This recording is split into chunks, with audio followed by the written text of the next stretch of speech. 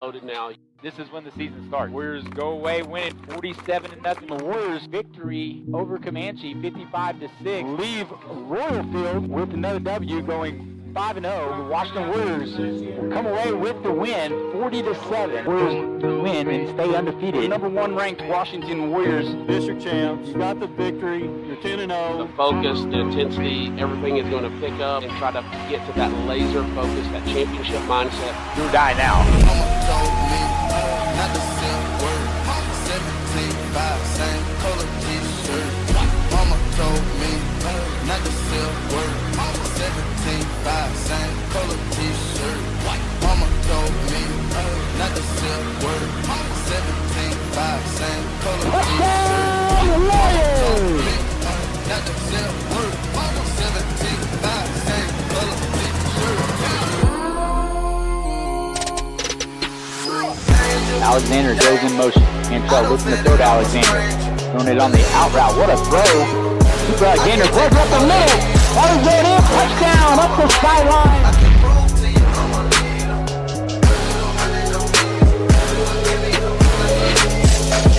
Pressure by the Warriors as Carter gets the ball out quick. Sails over, man. Now it's Marlon Moore with his interception and a pick six.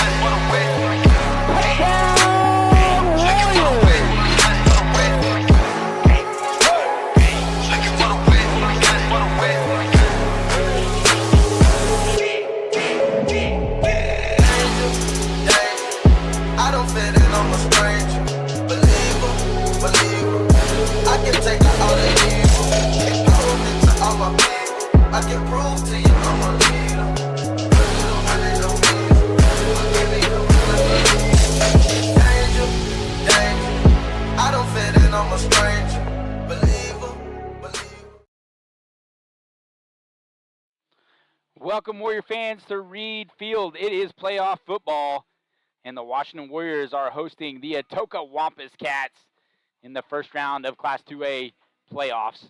Let's go to Stuart McPherson and Coach Brad Beller for their weekly coaches show. Welcome, everyone. Squirtle. Brad Beller, Stuart McPherson, Brad Beller's coaches show. We're recording this a little early. It's sunshiny outside. Probably not going to be that way tonight at the ball game. It's supposed to be cold, Brad. They're saying a high of 48, but they said feel like it's going to be in the teens tonight. Yeah, it's going to be a cold night. I know that the wind's going to be very cold or very high during the days. Looked at some of the predictions, and it looks like the wind might die down a little bit during the game. And so that'll at least, it's going to be cold. But you and I on the sideline, it's going to be cold. The players probably won't. They'll probably love it out there. Yep. Kyle and TJ in the booth, they're going to be fine. But us tough guys, we're going to be out there. We're going to be out in the elements and handling it, and hopefully we'll be layered up pretty good. Warriors coming off a 47-0 victory over Little Axe last week. Sorry, Schroed. Over Little Axe and in a Week 10 ball game set up first round playoffs here. Warriors 32 years in a row in the playoffs. Brad, that's really amazing run starting in 1991. Yeah, and you look at I was at thegame.com and seeing what we've done in these 32 seasons since 1991, and you start recognizing names like Davis and Jinx and the Tuttles and the Thomases, from the 50s through the 80s, and you start to realize that you're in the top 5 all time in consecutive playoff streaks, and we're in the top 25 all time with playoff wins, and we've only been 30-something times. Everyone else that's in the top 25, other than one other team, has been in there 40, 50 years.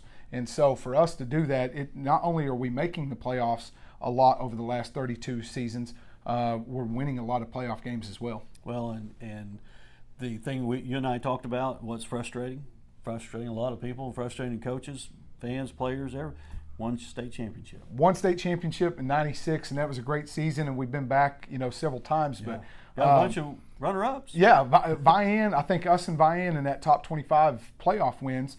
Vian and us are the only one with one. Everyone else has 3. I think there's 2 teams with 3, and everyone else has 5 or more. So it shows you the rare air we're in as far as that. We just haven't won the big one.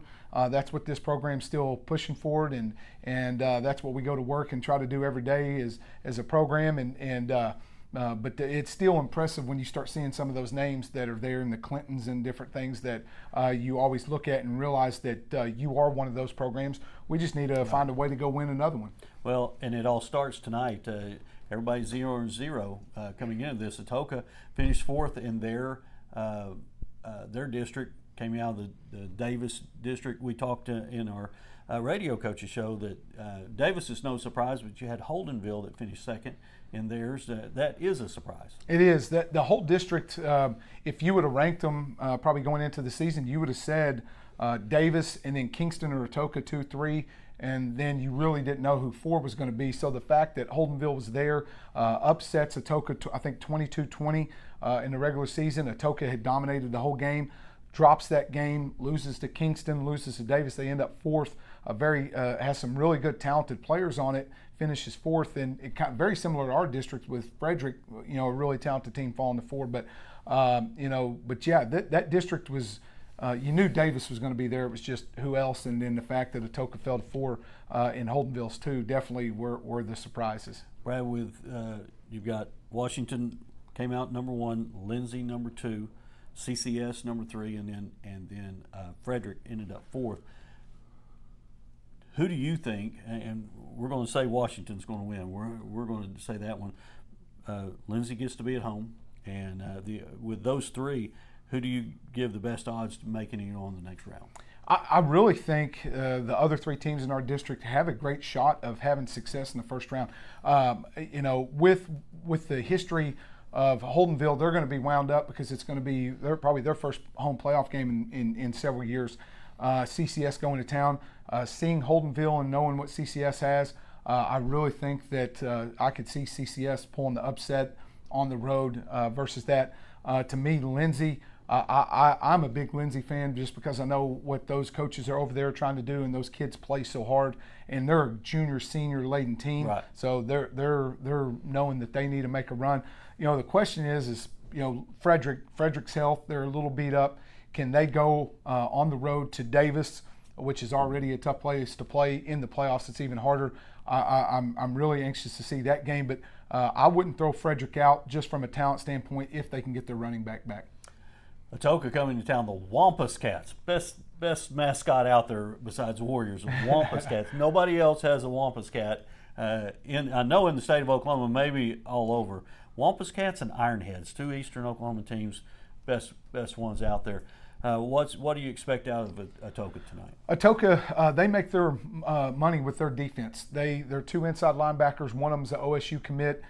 He plays fast. He is physical. He is their spark plug. Everything that they do offensively and defensively revolves around his energy and how he plays. So we have to make sure that we get him blocked. And they have some athletes to go around it. Their depth is a concern, has hurt them. They really do run to the football well as a team and play very fast. You would think that reverses and screens and different things would hurt them. Hasn't in some of the film. And the biggest thing is to move the ball in their defense is just to take what they give you, be patient, and then take your shots whenever you have a chance. But offensively, they want to try to run over the top of you and then hit you over the top with a big play. They have a couple. One of their linebackers is one of their receivers. One of their safeties is one of their receivers. They can both really run. Very good athletes, and they're going to try to play action, or run it, then play action, try to hit you over the top. And so we want to try to make them one-dimensional where they cannot run it, and then we know the pass is coming. And I think that if we do that, we know that our 2 DNs and the pressure that we try to get can help it. And if our defensive backs can make the quarterback hold it, where our pressure can get to him, I think that's where our success needs to come from. Brad, I know we've talked about and y'all are really focused on this week's game, but you're thinking down the road as well. And we talked about what you've got coming up, will you try to work some different guys in defensively, knowing what you might have to do in the weeks to come? We do anyways. Even if you look back to Vian and Jones, you go, well, that's early in the year. You're trying to figure out who can play.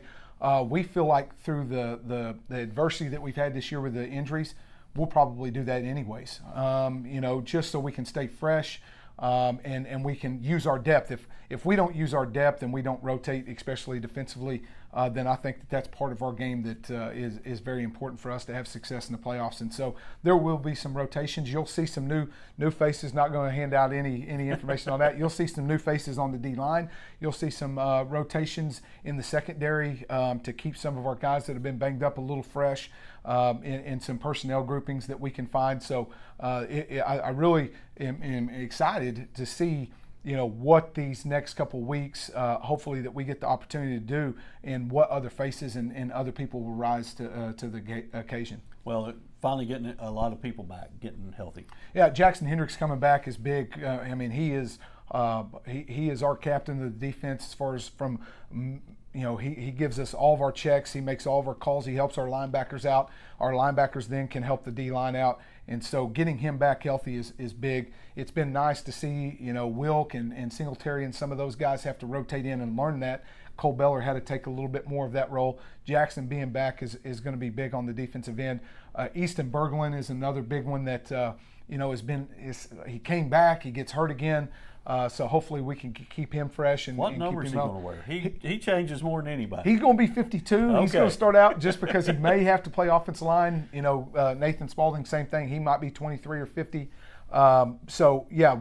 Those guys. Cade Norman is going to be suited up. How much he gets to play after that broken collarbone is yet to be determined as we go throughout practice. But we are starting to get healthy at the right time. And what's even more scary, as long as our team will buy into the team aspect and not get selfish, we are deeper than we ever have been as well. That's good. That's what you need. You get more people on that field, better off you're going to be. Brad, best of luck to you and the Warriors tonight, looking for that first playoff win here in 2022 against the Atoka Wampus Cats. Warriors win tonight. We're going to be back at home next week too. That's right. That's big. We winning the district. Our fourth time in 4 years to win the district is nice because now we get those first 2 rounds at home. And week 3 is a neutral site. Neutral this year, so neutral, and then hopefully Edmond. Yeah. So don't have to travel far this year in the playoffs, it doesn't sound like, and that's great. Perfect news. Brad, best of luck. We'll talk to you at halftime. Thank you. For the coach, Brad Biller, I'm Stuart McPherson. When we have, after this commercial timeout, TJ and Kyle will be in the booth, and we'll have more of the pregame right here from Reed Field. Warriors versus the Wampus Cats. Support your school's booster club and get your business in front of thousands of potential customers. Talk about a win-win. Advertising packages start on this streaming station for less than $10 a game. Call 405-726-0835 or email adam@squirtle.com right now for more information. Hi, I'm Jake Coles, number 28 for the Washington Warriors. My mom, Sonia, with the Santa Fe Agency, is a graduate of Washington High School and a longtime Washington Warriors and Lady Warriors supporter. As an independent agency, Santa Fe has the ability to write policies with a variety of insurance companies, so finding the right fit for you, the customer, is easier. Please reach out to Sonia for your next insurance quote, whether it be on your house, auto, boat, RV, or commercial needs. Oklahoma Career Tech's been serving up skills to doers just like you for over 100 years. But this ain't your great Grammys and Pop Tech school. Oklahoma's favorite place to learn new skills keeps learning new tricks. Everyone knows the best way to learn is to do it yourself. Sir, you okay? Because you shouldn't have to wait to do what you love. Whatever you choose to do, do you. Oklahoma Career Tech. Air Product Supply would like to wish Jackson Hendricks and the Washington Warriors the best of luck this football season. Air Product Supply is your local Client Master and Lux Air distributor, supplying quality HVAC equipment and parts to Oklahoma and Texas. Give us a call at 405-288-0233 and we will get you in contact with a local, licensed, and trusted contractor near you. This is Tyler Beller, the voice of Air Product Supply, signing off. Go Warriors!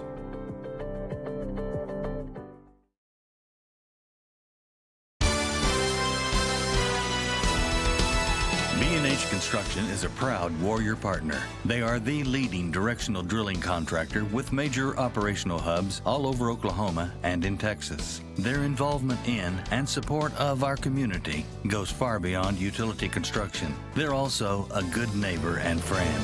When experience and safety count, your best source for directional drilling is B&H Construction. Go Warriors!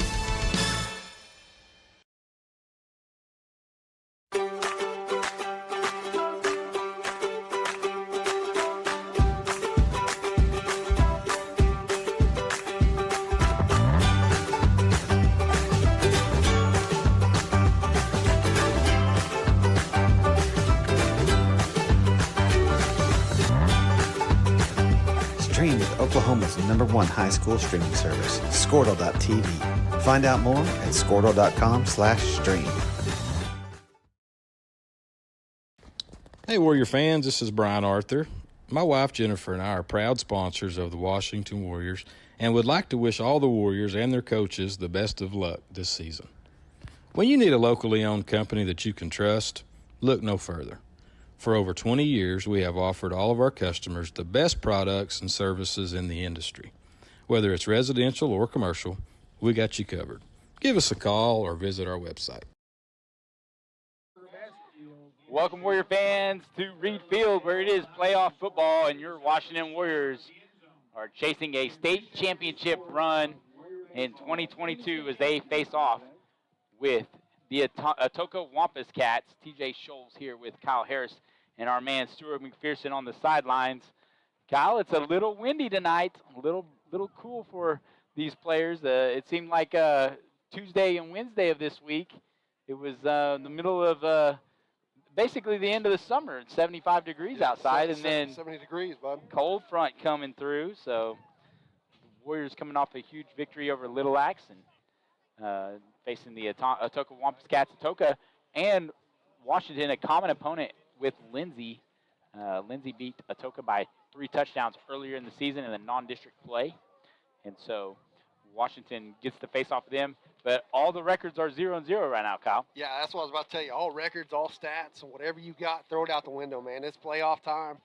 This is when you get dialed in, take it one game at a time to try to get to that goal ball, man. I mean, it's whatever's happened before this, it don't matter, TJ. I mean, you're coming in first round of the playoffs tonight and wanting to come in, play a solid game, and just looking to get to that next round. Warriors coming off a 47-0 victory over Little Axe Indians, in which they really controlled the game from the start. Ben Vaughn, opening kickoff, returned for a touchdown, and that's been a theme for the Warriors' special teams. Ben Vaughn's been a real threat for these Washington Warriors so far, Kyle. Yeah, I got a lot of guys, man, and got a lot of speed, and Coach Beller's done a good job of involving everybody this year. You know, you've got Cole Scott had a heck of a game last week, and you know, running up some numbers back there in the backfield, starting to get really keyed in the backfield. But like you said, involving some of these other guys on special teams and even subbing them in on offense and getting everybody involved. You know, you really see the speed of this team when you get others involved. Speaking of everybody, Stuart might have some more guys back from injury this week after some guys being out for a long period of time. It'd be good to see some of those fellas back tonight. Yeah, we've got some back. It's Jackson Hendricks will be back with us tonight. He's going to play sporadically. They've got some packages on defense. If they go in, Atoka goes into a heavy set, Jackson will probably come out of the ball game then. We've got, my mind just went blank, 52. Easton Berglund. Yeah. Berglund's back tonight playing some linebacker for us. Guys, the biggest thing I got to say, 32 years in a row Warriors have been in the playoffs. So that is that's one of the top, I think it's top 3 in the state of records being in the playoffs. And you said it, TJ, at the very beginning of the broadcast.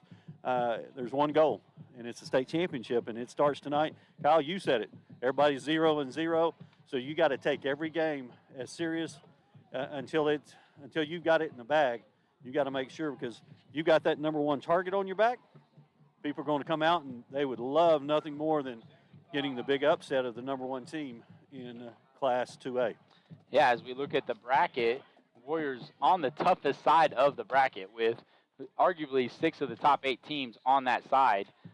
You have Rejoice, you have Jones, and Vian, which Warriors have faced already in the non-district portion of the schedule. And so it's going to come down to the Warriors. Warriors going to have to earn it. There's nothing that's going to be given to them. They're not going to have to wait until the state championship game to win that state champion. They're going to have battles up and down this this bracket, as you guys can see on the screen. And another thing, Stuart, making it 32 years in a row.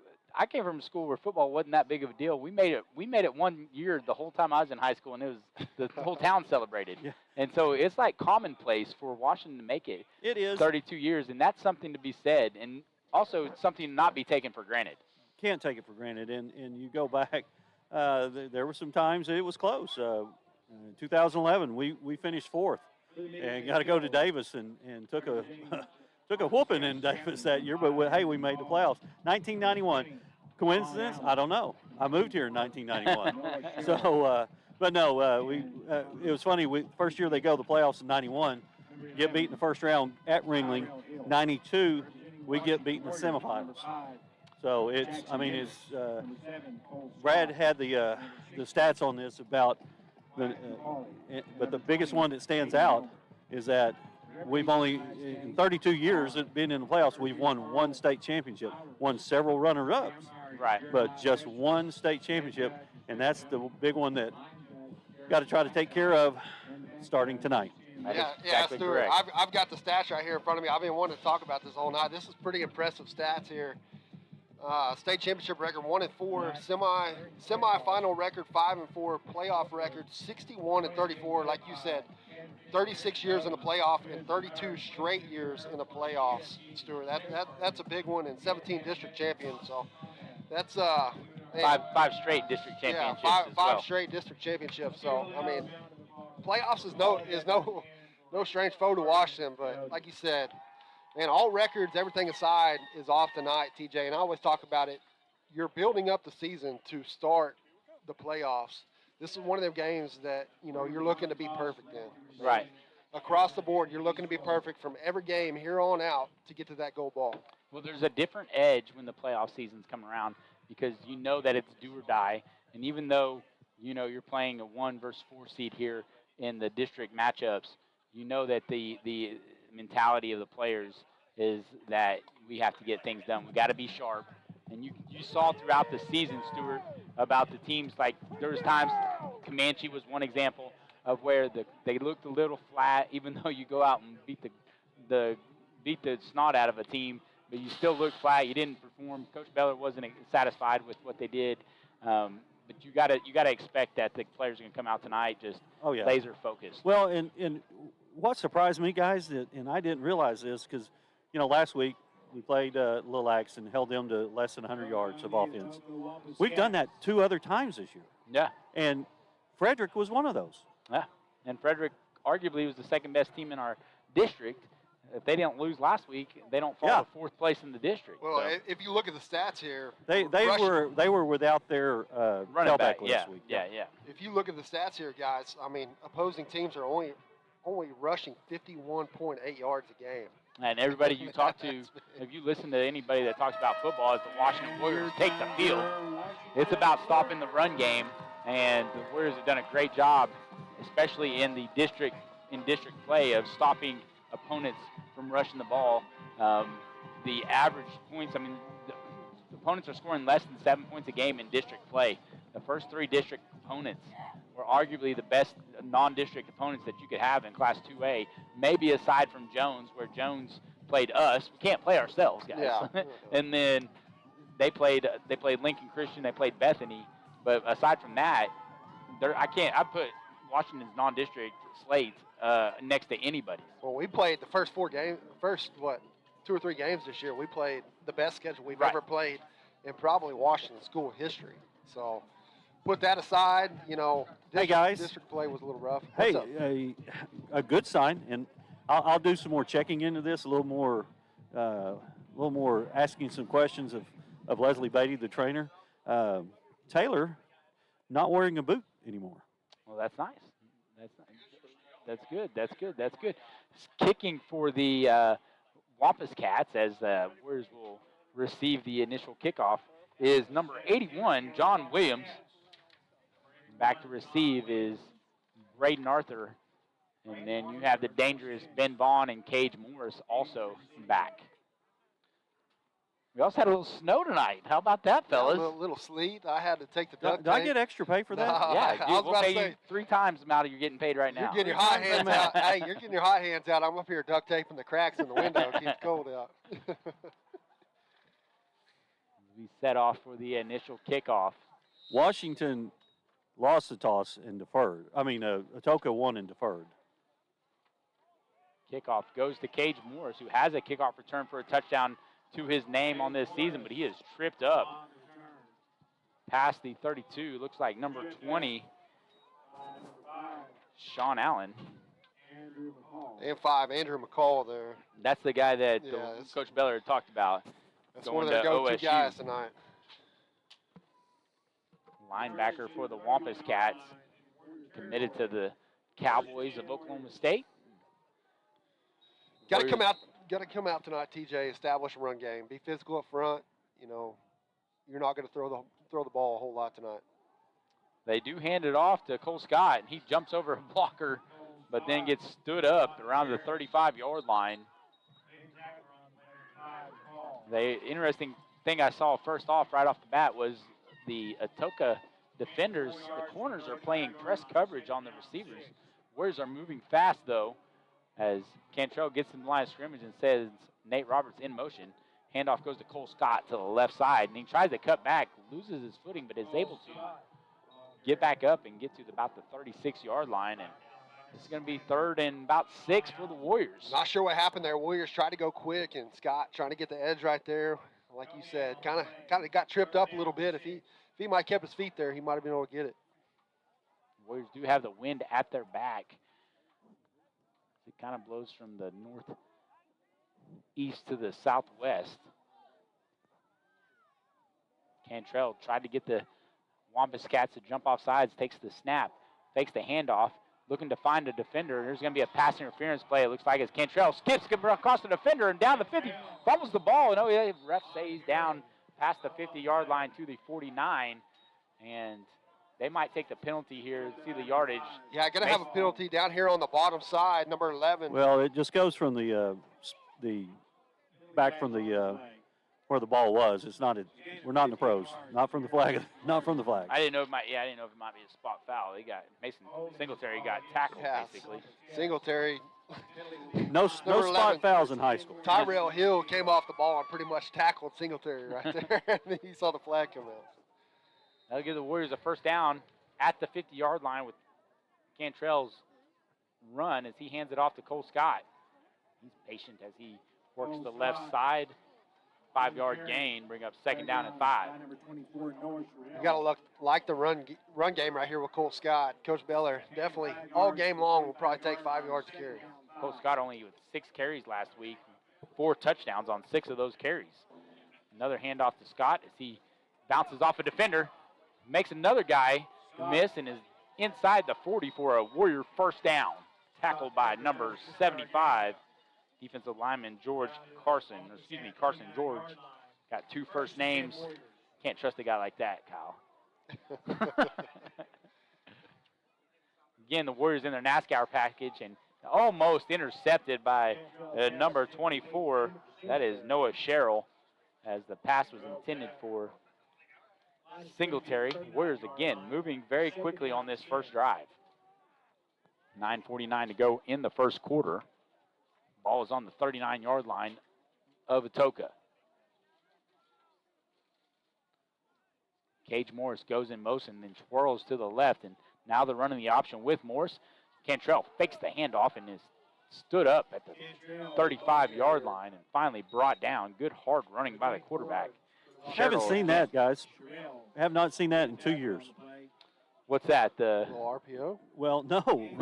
Major running football hard like that. Yeah. Just duck his head. 34-yard line brings up 3rd down and 5. Trips left. Guys, got to be thinking probably 4-down territory here, looking to try to get a first down here, maybe at least cut this in half. They're going to pass it. There is a penalty on the play. It looks like a man was not set as Singletary catches the pass. Nope, they were offside. They were? They were. They lined up, yep. Good call, Stewart. That will help. They did not blow it. They just must have lined up offsides, right? Because they didn't blow the play dead. Right. That will definitely help with the play calling right here. Yeah. 6 minutes ago, guys, it was snowing hard in Norman. So we got that to look forward to. Yeah. Warriors with the first down after the penalty. Be at the 30-yard line. Oh, there's some miss. That does not play, but Major Cantrell makes something out of nothing and gets down to the 20-yard line. A little chicken soup out of some chicken something, and he's able to pick up some yardage on that play. Yeah, you gotta like that blown play right there from the get-go. Major's trying to find guys to pitch the ball to. Didn't see nobody and ended up just tucking it. Did a good job of picking up about 8 yards right there on first down, bring up 2nd and 2 for the Warriors. 8:48 to go in the first quarter as the Warriors with 2 receivers, and Cantrell breaks a tackle on the RPO and keeps running hard inside near the 10-yard line. Give the Warriors a first down. Gotta like to see your quarterback running. I've been preaching that all year, man. You have. And that Jones game, he had 99 yards to seal the game on that touchdown. As the Warriors have first down and 10. Handoff goes to Cole Scott right up the middle. He's running hard and is knocked down right near the goal line by number 1, Talon Bennett. Coaches, you can hear them yelling. They're wanting to go fast right here. And now the officials might look to take a measurement here. I don't know what the white hat is doing. Guys, I just got a text from Oklahoma City. In McGinnis, this field is covered. Wow. Well, it's coming this way. Stewart might be ended up in the booth. It's a little hot up here. It's a little hot up here, Kyle. No. Oh, listen to him down there. First and goal. The handoff goes to Cole Scott, and he is in for a touchdown. 1-yard touchdown plunge by senior Cole Scott. Great drive right there, guys. Had a little bit of major running, little dose of Cole Scott. Had won the pass play that, pass interference there, but man, you gotta like that drive. Warriors coming out, marching the ball down the field.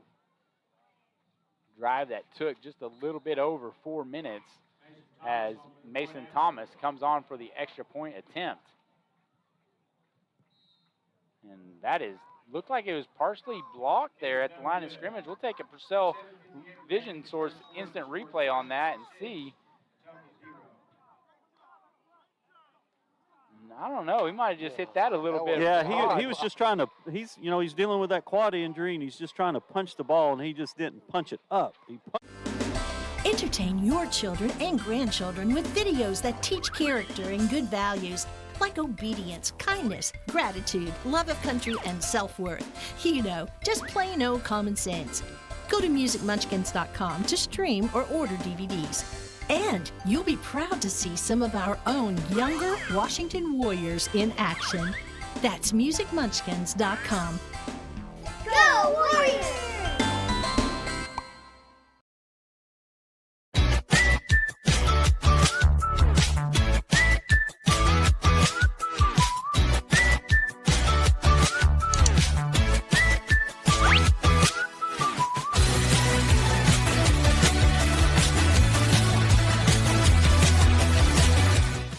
Welcome back to Reed Field, where the Warriors lead 6-0 in the first round of Class 2A football.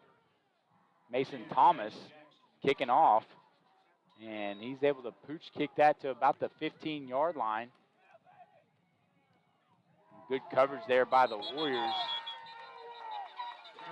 The Warriors special teams have done a pretty good job this year. Yeah, Kilmer did a good job staying in his lane right there. Was able to come in and seal that up. He's the one that didn't play last week. He's back. Yeah, he had a leg injury as well.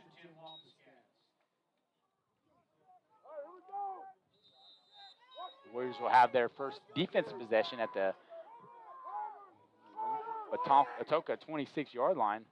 The Wampus Cats come out in their I formation, pitch it to the running back, and he is stood up by Keller Howard near the line of scrimmage. Maybe got a yard on that, bring up 2nd down and 9. Stuart, what's your key to the game for this defense right here starting the game? Hey, is control. They're going to try to just line up and run the football. They don't throw it real well. They'll throw outs and things like that, but Warriors got to take care of it defensively, shut them down real quick.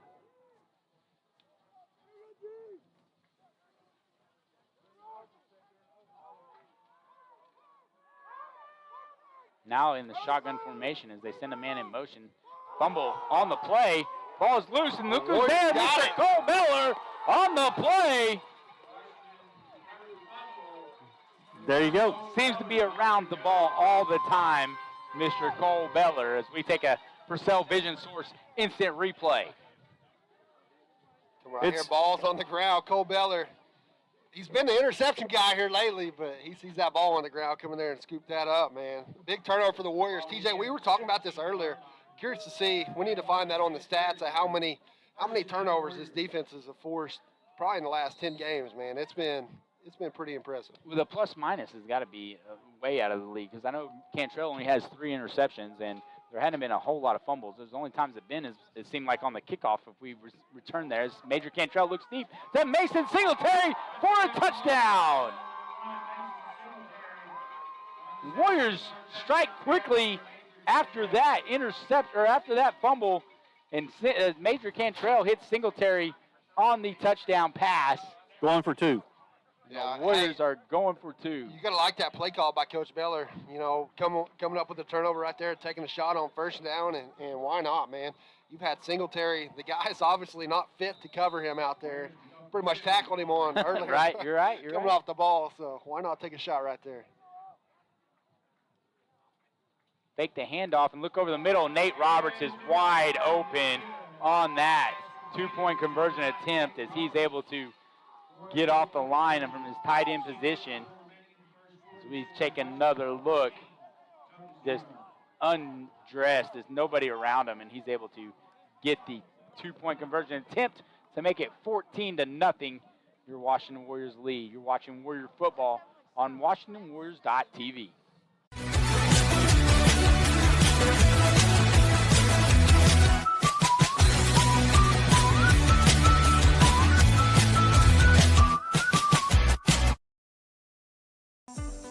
Hey Warrior fans, there's a credit union designed for our community by our community members, Growing Oaks Federal Credit Union. We offer a wide array of banking services, a drive-up ATM, and money tools that will move you forward.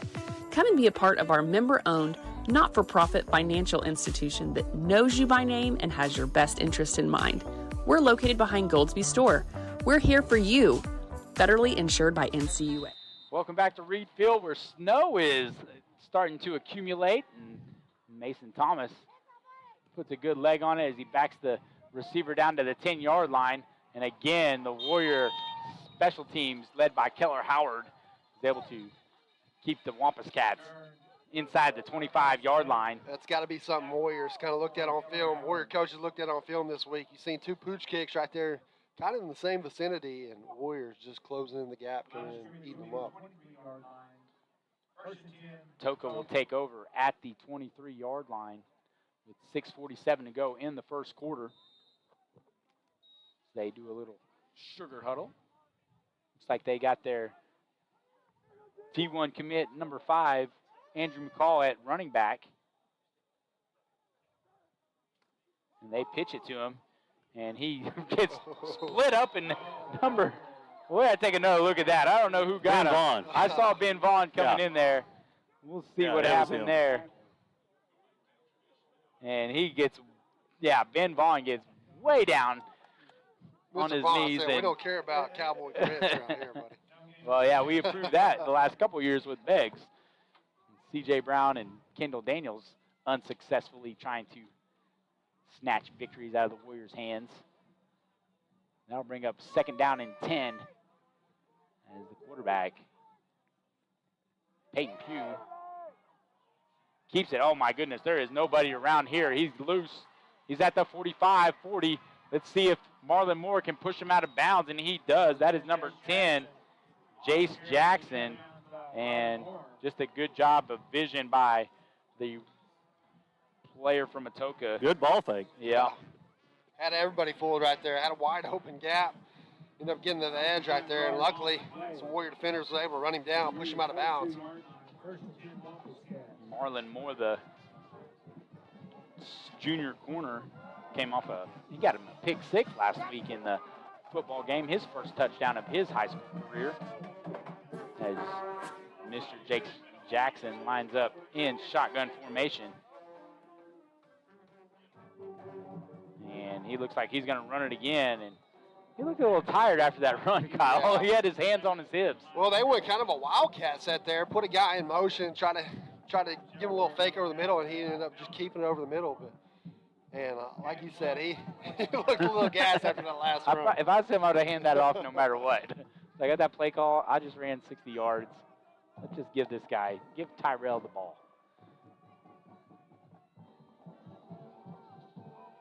They switch quarterbacks here and there. Like you said, the Wildcat formation, they got Jace back there again, and they send Hill in motion, and Jace is going to keep it.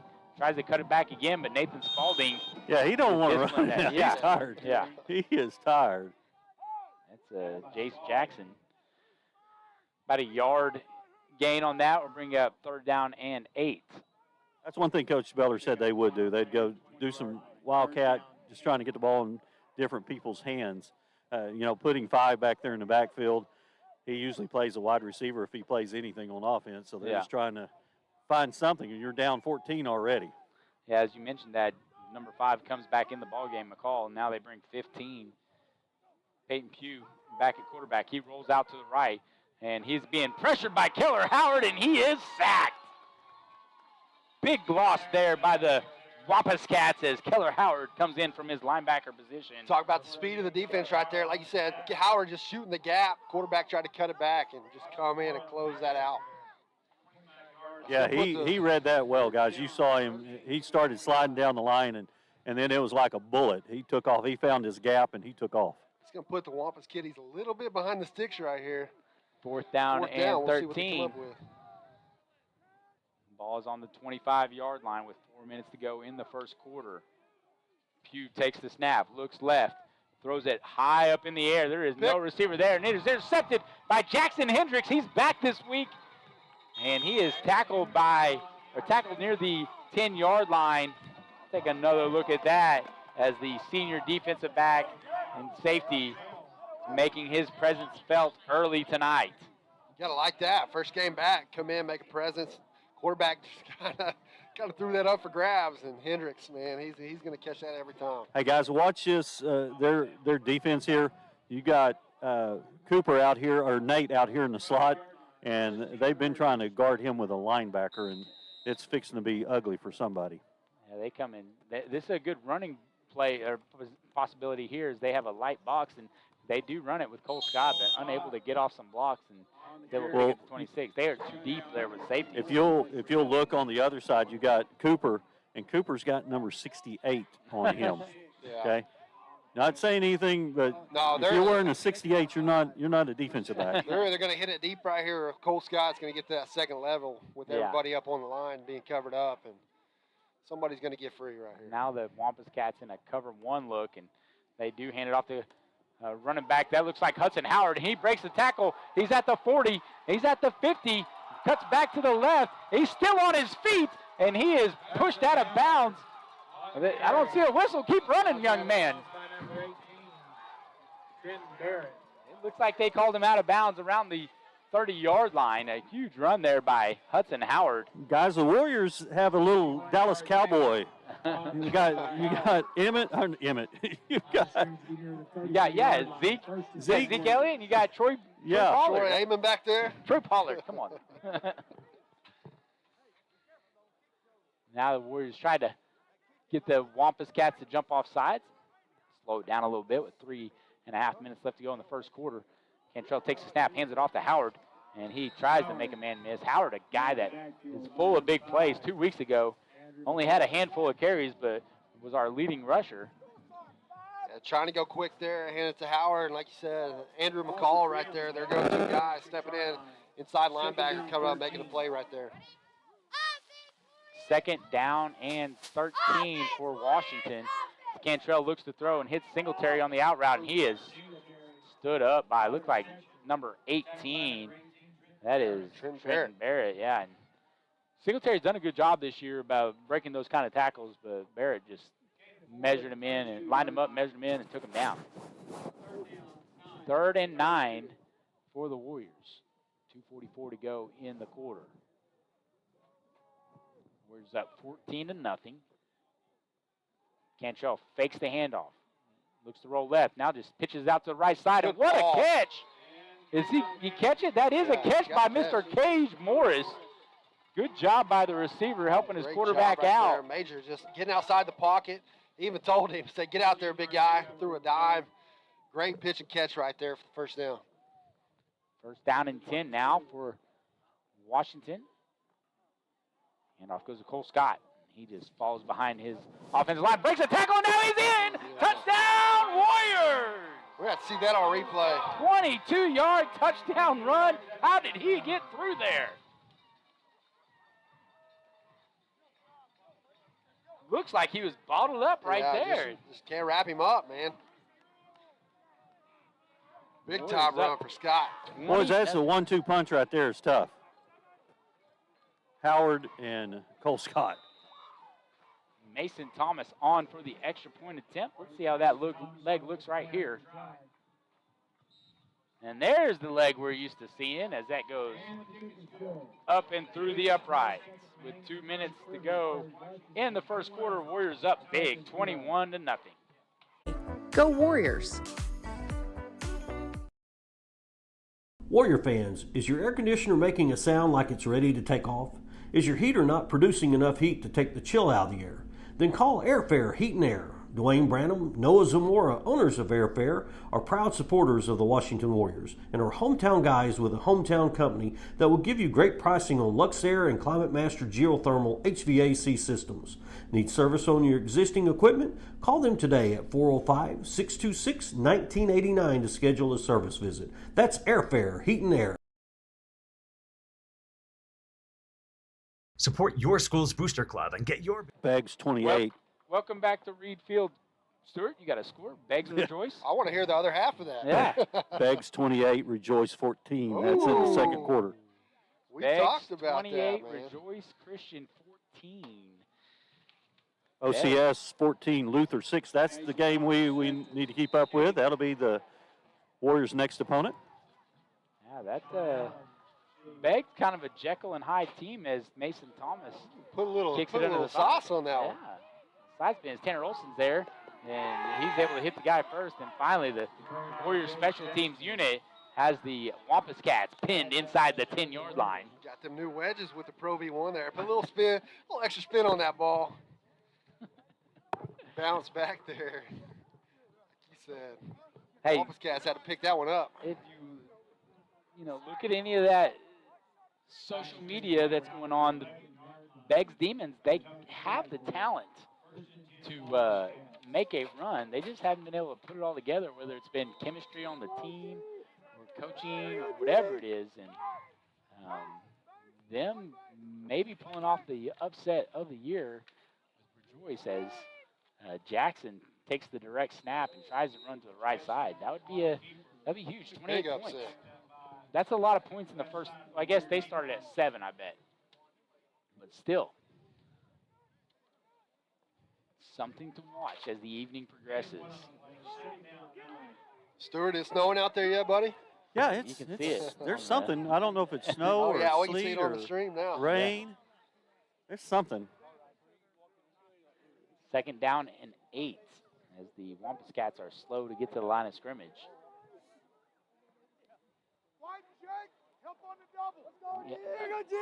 Getting all the defensive calls as the handoff goes to McCall, and he is brought loose. I thought ball came out there. See that Tackled on near the replay, line of looked like it. scrimmage. Bring up 3rd down and about 7.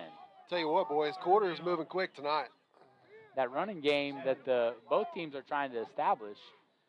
Kept that clock moving as it ticks under 45 seconds.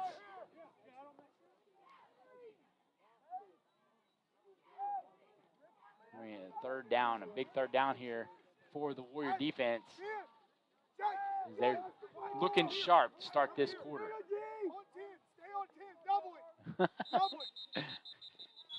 I like Stuart. I like the mics next to the coaches. We get all the insight there. Yeah, I'm right behind them. So. They're just saying they're like playing on the fly. Double 10. They knew the play was about to happen. And looks like there's a penalty on the Wampus Cats. Going to back them up 5 yards. The good thing about our coaching staff, especially Coach Beller, I don't think we're going to have to do any bleeping. No, he's going to keep it pretty PG. Some Coach of the K, guys every now and PG. then, Coach K, be PG. Yeah. I don't know about anybody else, but those two, you know, they got it. You got third and long, and Pugh looks to throw it, throws it out to the slot receiver, and he makes the guy miss. That is number 24, Noah Sherrill, and he is brought down as the clock ticks closer to 0 to end this first quarter. Your Washington Warriors are going to go into the second quarter leading 21-0. You're watching Warrior football on WashingtonWarriors.tv. Business in front of thousands of potential customers. Talk about a win-win. Advertising packages start on this streaming station for less than $10 a game. Call 405-726-0835 or email adam@squirtle.com right now for more information. Hi, I'm Jake Coles, number 28 for the Washington Warriors. My mom, Sonia, with the Santa Fe Agency, is a graduate of Washington High School and a longtime Washington Warriors and Lady Warriors supporter. As an independent agency, Santa Fe has the ability to write policies with a variety of insurance companies, so finding the right fit for you, the customer, is easier. Please reach out to Sonia for your next insurance quote, whether it be on your house, auto, boat, RV, or commercial needs. Oklahoma Career Tech's been serving upskills to doers just like you for over 100 years. But this ain't your great Grammys and Pop Tech school. Oklahoma's favorite place to learn new skills keeps learning new tricks. Everyone knows the best way to learn is to do it yourself. Sir, you okay? Because you shouldn't have to wait to do. Welcome back to Reed Field. TJ Scholes here with Kyle Harris and Stuart McPherson. Kyle, you've been pulling up them scores on the district. Is he trying to take my job? I think so. That's the only thing I got. I know. Only thing I got. That's what I was about to say. This is The district love scores, the guy. Stuart, if you saw those, our district, 2A3, I believe, is every team Everybody's in our ahead. district is Yeah. ahead. So, Everybody's and ahead.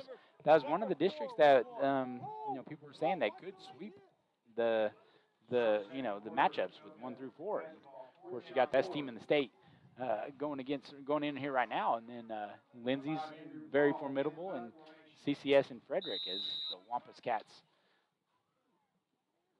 elect to punt here on 4th down as the punter is lined up on his own goal line. Nice punt. The Warriors don't have anybody back. It checks up at the 45-yard line and takes a Warrior bounce. And it looks like it's going to be stopped at the 45. Warriors up 21-0.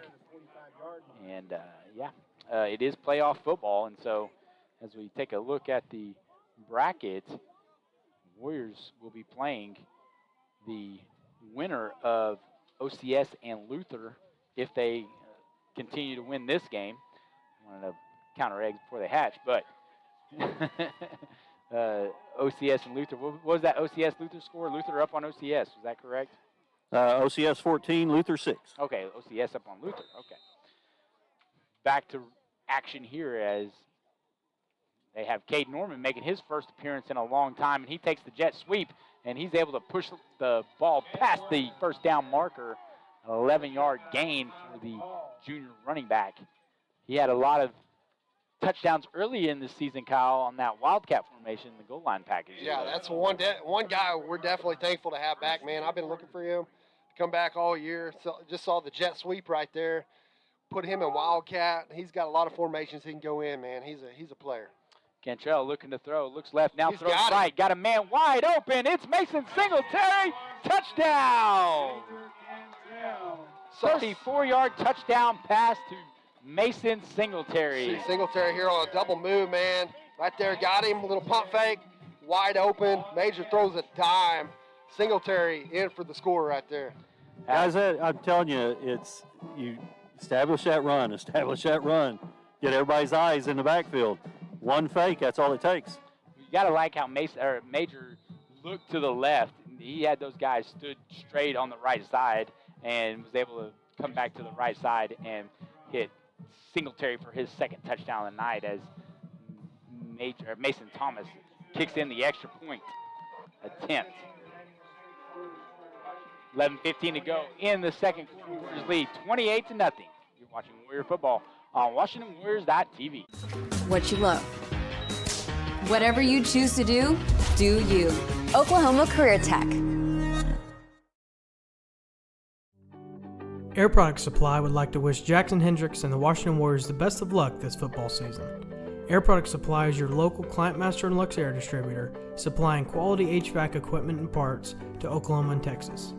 Give us a call at 405-288-0233 and we will get you in contact with a local, licensed, and trusted contractor near you. This is Tyler Beller, the voice of Air Product Supply, signing off. Go Warriors!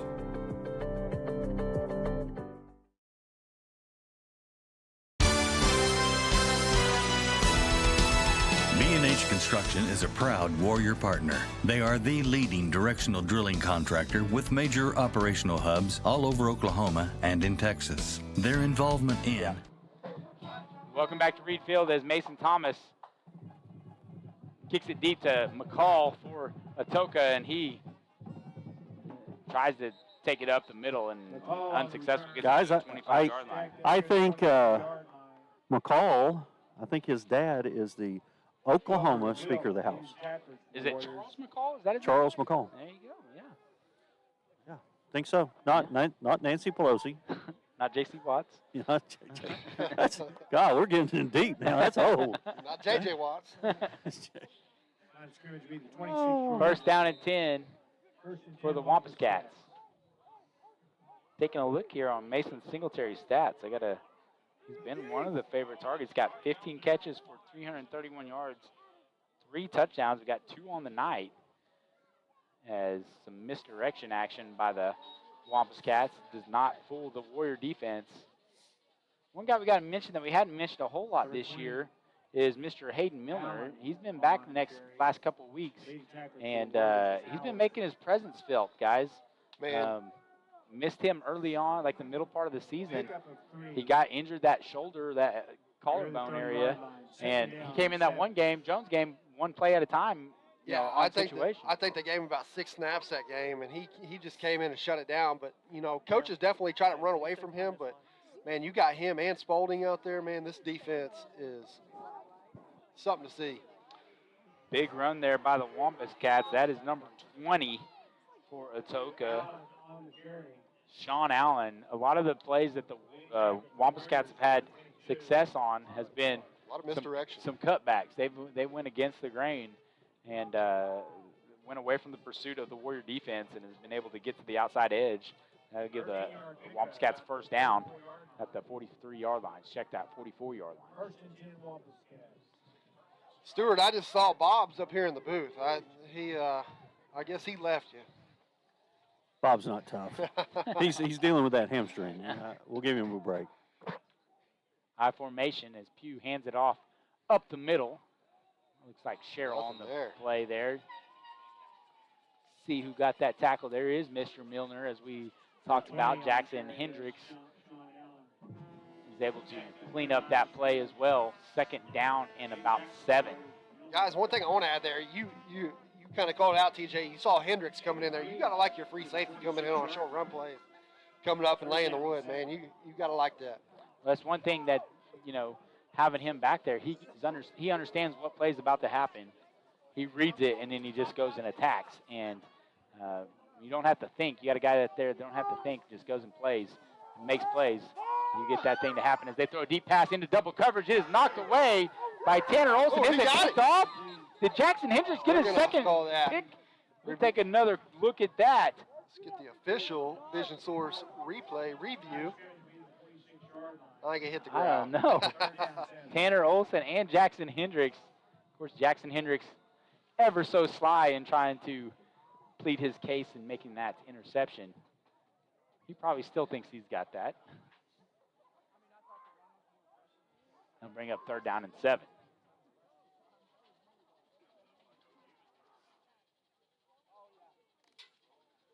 Pugh hands it off. Good hard running there by the Wampus Cat running back. Allen, man. Was that Allen? No, that was a Hill. left. Tyrell Hill, man. He's a downhill runner. Yeah. He's able to pick up quite a bit of yards on that. Makes it 4th down and manageable here for Atoka, and you got to think they're going to go for it. I mean, why not? It's 28-0. What do you have to lose? Yeah, I mean, if you're going to go home if you lose the game, right? So might as well go home swinging. Oh, don't say that. They're known for being unsportsmanlike. Well, that's true. I mean, yeah, not literally, right? Pugh hands it off. Number 20, the Warrior defense stops him in the middle. Who is that? Hendricks, Spalding, 14 in there. Big man, 74, coming in cleaning that up. Washington, big 4th down stop there. That's Keller Howard who hits him first, and then all the defensive linemen gather up on him and create a turnover on downs, make it 1st down at the 49-yard line of Washington. They take over. Gonna have to shut that hatch up there. It's got a little chilly in It there. ain't that cold, Kyle. Come on. 7:52 to go in the half as they send Cade Norman in motion. Fake the handoff. Look to throw deep. They hit. Nice catch by Nate Roberts as he gets spun up by number 10, Jace Jackson. Take another look at that if we can. Yeah, Warriors are trying to go fast. Gotta like the athletic ability of Roberts there. Ball's a little underthrown and behind him. Turn around, make a good catch. Good pickup right there for the Warriors. 1st down and 10 at the 39. Again, Warriors showing tempo. They come out with receiver on each side and 2 tight ends. High snap over Cantrell's head. He's able to fall on it on the other side of the 50, down at about the 47-yard line, 46 we'll call it. Stuart, we've seen a lot of high snaps this year, but that's the first one we've seen go over his head. Yeah, and it's the playoffs, and so Rusey's getting a little jacked up. We're still trying to go fast and almost drew him off sides. It looks like this guy here that's guarding Mr. Cooper Alexander trying to press coverage him. Near the line of scrimmage as Cantrell fakes the handoff. Has a man open over the seam. It is Cooper. That's intercepted by Mr. McCall, and he trips over the turf.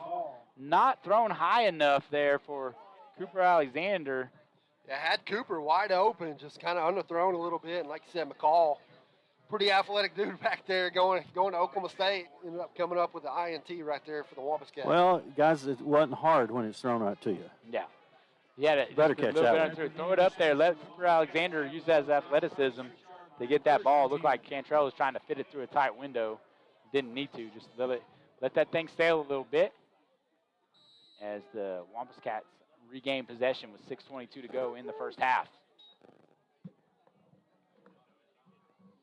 Pugh under center as the Atoka comes in I formation, and good hard running there by number 20, Sean Allen. They try to move the pile forward. He's able to pick up 3 yards on the play, bring up 2nd down and 7.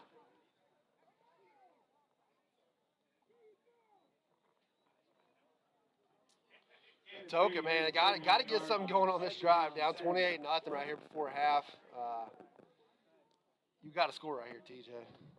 If you're Atoka, they don't have to. They can go 0. That's fine with us.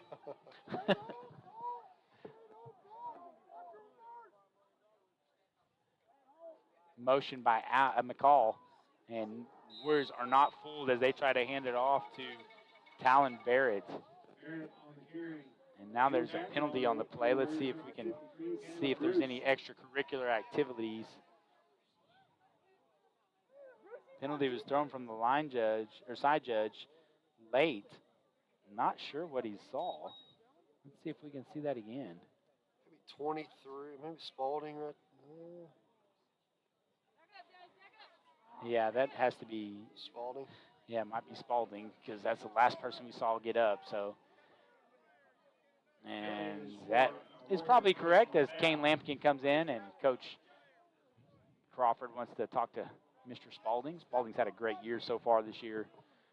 Junior defensive end creating havoc. Said he stepped on somebody.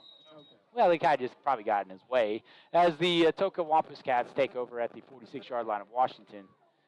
And this time, a missed tackle, and look at that speed as Barrett is able to get to the outside, and nice job by the Warrior defense to catch up with him. Brucey hit him in the backfield. Just couldn't get him down. That looks like Marlon Moore and Tanner Olson. Great job of them catching up because, like you said, Kyle, I thought it was gone. Man, I underestimate the speed of this defense. Every time I think somebody's breaking, nobody's going to catch it. We always ended up catching there on about the 25, 15, 10, somewhere before he gets in the end zone. Ball is placed at the 16-yard line. Toka in the I formation. Warriors loading up the box as they pitch it to McCall. And looks like Kane Lampkin is there to make the tackle, along with Milner and Jake Coles. That's one way to earn a little respect from the coaches right there. Got Spalding coming out with a personal penalty flag there, and Lampkin enters the game, come in and make a stop there. We saw Lampkin a lot earlier this year with Milner being injured, and so he's a very capable defensive end, a young kid, sophomore for the Warriors, looking to fill that position once those kids graduate, adding depth to this Warrior defense as the handoff goes off to number 20. And that is Mr. Allen, Sean Allen. The Warriors able to tackle him right at the original first down marker. It'll be 3rd down and 10. 3:53 to go in the quarter. Newkirk 14, Jones 6. Wow. Kyle, you said it. Everybody's 0-0. Like, it's do or die. There's a little bit of different pressure when these playoffs roll around. Pugh takes the snap, hands it off to McCall, and good hard running there by the senior running back as he's able to pick up some good yardage on that 3rd down play. You got to like that if you're a Toga there. Handing the ball off to McCall, picking up 6 there on 3rd down and 10, making this 4th down just a little bit more manageable. Talking about Atoka, hey man, you've got to score right here, being down 28-0, and see what they come up with on 4th down. We got to respect their fight still. You know, you're down 28-0 with 3 minutes to go. They could have quit, and they got a little bit of pride left in them. As the Wampus Cats take a timeout. We'll take one with them.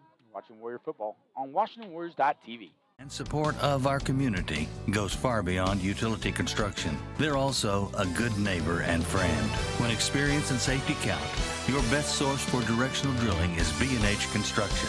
Go Warriors!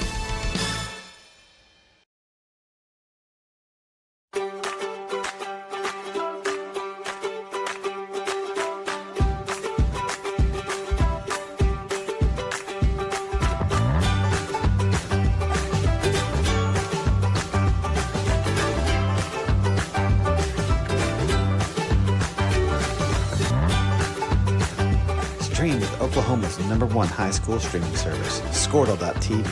Find out more at Squirtle.com/stream.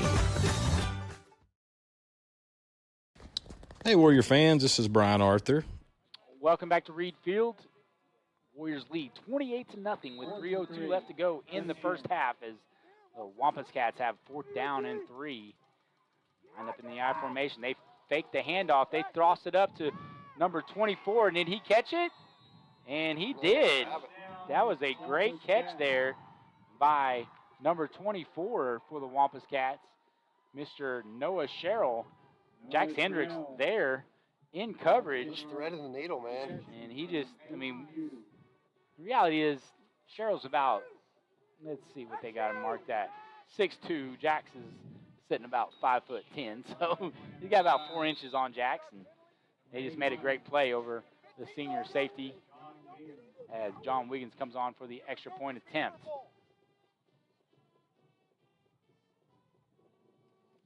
Good snap. Kick is up and is good. Nice leg there by Mr. Higgins, and the Wampus Cats get on the board. They're down 28-7 here in the second quarter, and we'll keep it right here. Good thing here, Warriors have been able to strike fast this game, fellas. 2:54 with 3 timeouts left, and you got powerful offense, so you got to think the Warriors have a chance to go and score pretty quick. Yeah, got to give a score right there. You got to give it up to Atoka though. Going and answer down 28-0. Like you said, they could have just laid down and been done, but man, put together a little drive right there, got on the board, but they're going to have to come up with a little something on defense right here. Yeah, you got to. This is a learning lesson too for, Spalding, because that drive was aided by him getting the 15-yard penalty, and that didn't give him the automatic first down as far as that possession or that play was concerned. But you got to be a little bit, little more disciplined. And we talked about this before the game. It hurts because one team's going to go home tonight, and there's a chance that if it's Atoka, they can sell out and do whatever they want. And so, hey guys, Warriors have to be disciplined. Got an update. Beggs 34, Rejoice 21. Wow. I'll take the over on that game. That's 3 minutes to go in the second quarter. Higgins with the kickoff, and it goes to Cage Morris again. And Cage is trying to stretch it out here to the left side of the field, and he is brought down about the 39-yard line. Nice little return right there by Cage, getting the Warriors almost to the 40-yard line to start this drive. 2:44 to go in the half, and that's like you say, Kyle, that's pretty good field position with 2:44 to go and 3 timeouts. Imagine we'll see a little bit of dose of Cole Scott right here. We've been seeing it all game. Draw that defense in a little bit, and then hit them over the top. A little pass play. Warriors with 2 receivers to the right and a single receiver to the left, and they do hand it off to Cole Scott running to the right, and the defense is able to get off, their blocks. And now there's a late penalty. Again, we talked about this, Stuart. There's you got to watch out for extracurricular activity, and yeah, you see that number 11 grabbed a Warrior player and just shoved him for no reason. Take another look at that. Yeah, Coach Beller and I talked about that. Got to keep your head. We've got a lot to play for. Don't let them pull you into their game and do something, and we get somebody ejected and they're out for 2 weeks. Yeah, it was on Cooper Alexander's blocking number 11 for the Wampus Cats. That is looks like Tyrell Hill, and then Tyrell Hill wouldn't let go of Cooper's jersey and then just shoved him. Warriors take that free first down. Put themselves inside the Wampus Cat territory at the 47-yard line.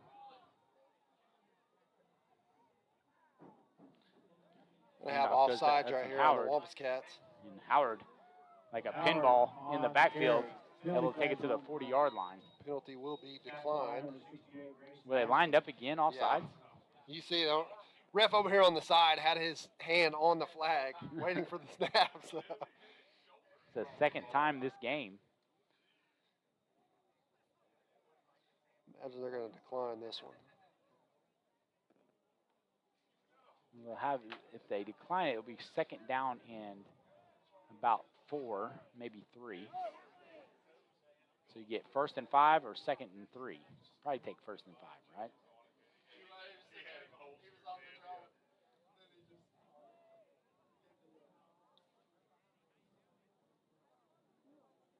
We'll see what Coach Miller wants here.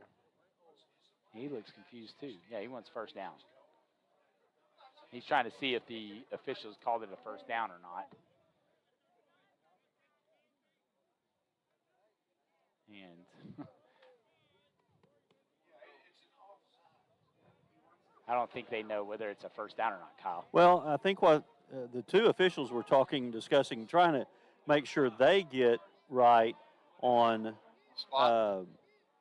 their signals of who's on, who's off, counting. Make sure you can only have 4 guys in the backfield. They're just going through the counts. And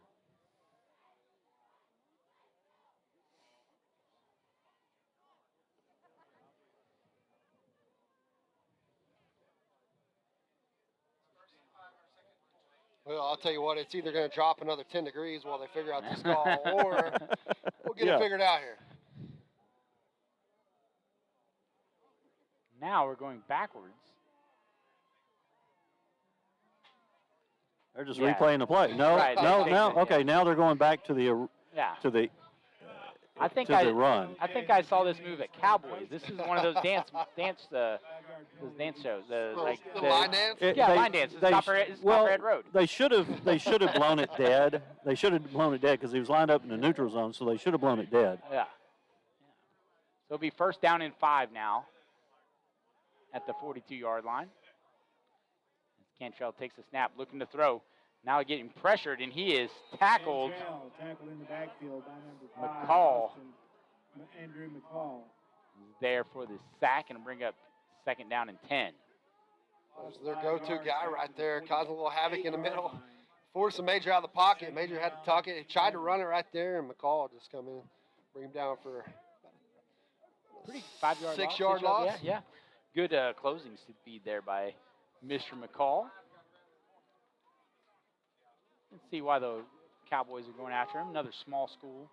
Malcolm Rodriguez, this player, as Cantrell has plenty of time to throw. Now looks to run up the middle, trying to make a man miss. Does make a man. Oh, no. Woo, that looks scary, Lost Kyle. his footing. That looks scary. He just slipped. Okay, that looks scary, boys. Those non-contact injuries look scary, and that's what look we're like. all right. We got a good service here. We're not at Walters. 1st down and 10 as Cantrell takes a step back. They got a little screenplay action here from Mr. Howard.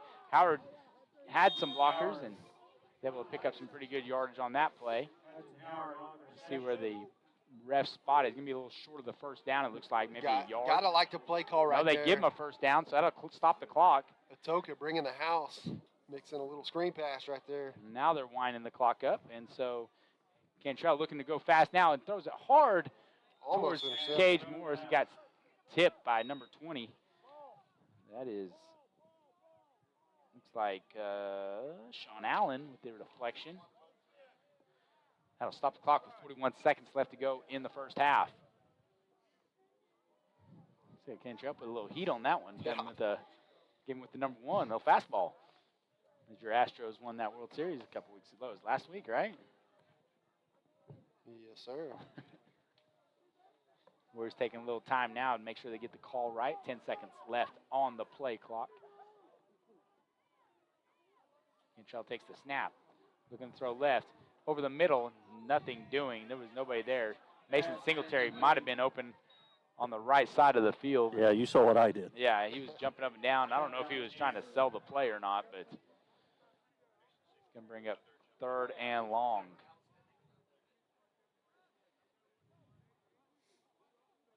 Third 10. 35 seconds to go.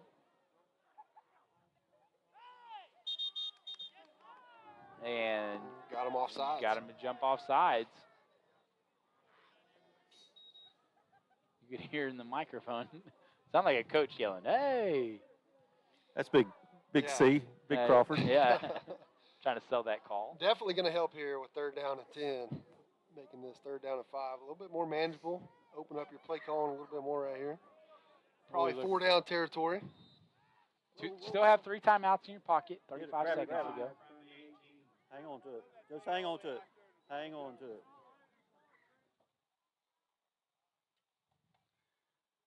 Hudson Howard to the left of Cantrell. He handed off to Hudson Howard. He cuts it back to the left and finally tackled by, looks like, number 24, Noah Sherrill. And he is slow to get up. He finally gets up. Warriors take a timeout. We'll take one with them. You're watching Warrior football on WashingtonWarriors.tv. My wife Jennifer and I are proud sponsors of the Washington Warriors and would like to wish all the Warriors and their coaches the best of luck this season. When you need a locally owned company that you can trust, look no further. For over 20 years, we have offered all of our customers the best products and services in the industry. Whether it's residential or commercial, we got you covered. Give us a call or visit our website. Entertain your children and grandchildren with videos that teach character and good values, like obedience, kindness, gratitude, love of country, and self-worth. You know, just plain old common sense. Go to musicmunchkins.com to stream or order DVDs. And you'll be proud to see some of our own younger Washington Warriors in action. That's musicmunchkins.com. Go Warriors!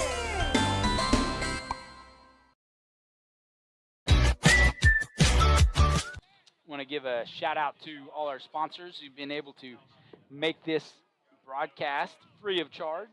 It seems like a long time ago, Kyle, but you used to have to pay $10 a month to watch these games, and now we have people sitting in the comfort of their home in this 35-degree weather. We're actually paying to stream it during the playoffs here. Exactly, and so appreciate our sponsors buying advertisements, and then also appreciate Scott and Stephanie Mendel for providing the instant replay for us this year, as the Warriors have 4th and short, and they hand it off to Cole Scott up the middle, and he is able to get past the 10-yard line near the 5, and the Warriors take another timeout.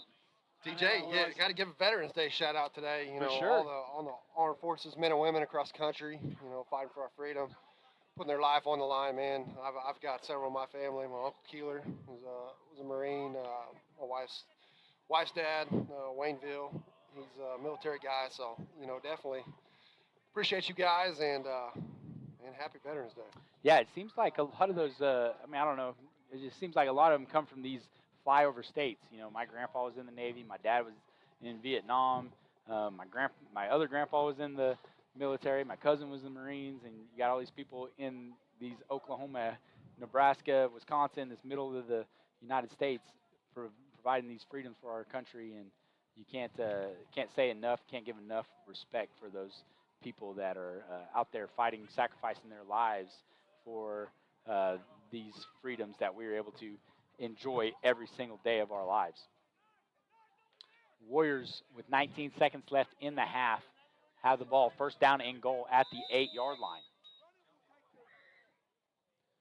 They have trips to the right, and the handoff is, it's faked, and Mason Singletary looking to get his 3rd touchdown. Is he able to get pushed? It's got a scrum now, and let's see if the Warriors are able to push him through, and he is. Are they going to call him dead? They blew it dead short. They're going to have to call timeout. He was well, Coach Beller and we're calling timeout. So. Yeah, they're going to call timeout, and that'll be about 5 seconds. Last play here now. We'll put that one on Coach Beller. We're going to have to ask him about that at half, Stuart. Well, got a timeout in the bag. Well, they're asking if I can get the clock. Yeah, it looked like there should have been about 3 more seconds. They're hoping for 9. 9. Back to 9 seconds. We'll see if the officials. How about some scores real quick? Yeah, we'll take those. It's playoff season. Victory Christian 42, Pawhuska 8. Community Christian 21, Holdenville 14. That's already going to the 3rd quarter. OCS 14, Luther 6. That's a halftime score. That's the opponent we'll play next. Yep, Lindsay 21, Kingston 0, and that's also at halftime. 21 to 0. And our other district foe, Frederick, leads Davis 6-0 at halftime. 6-0. And then Beggs and Rejoice, that one still hasn't been updated. 34-21 is the last score I have. Kyle's just putting a picture here on his phone from Dell City. Yeah, Dell City, Damon. About 2 inches of snow on the field in Dell City. I think they talked about waves, little waves of bands coming through, and I just don't think they're coming through here right now. Yeah.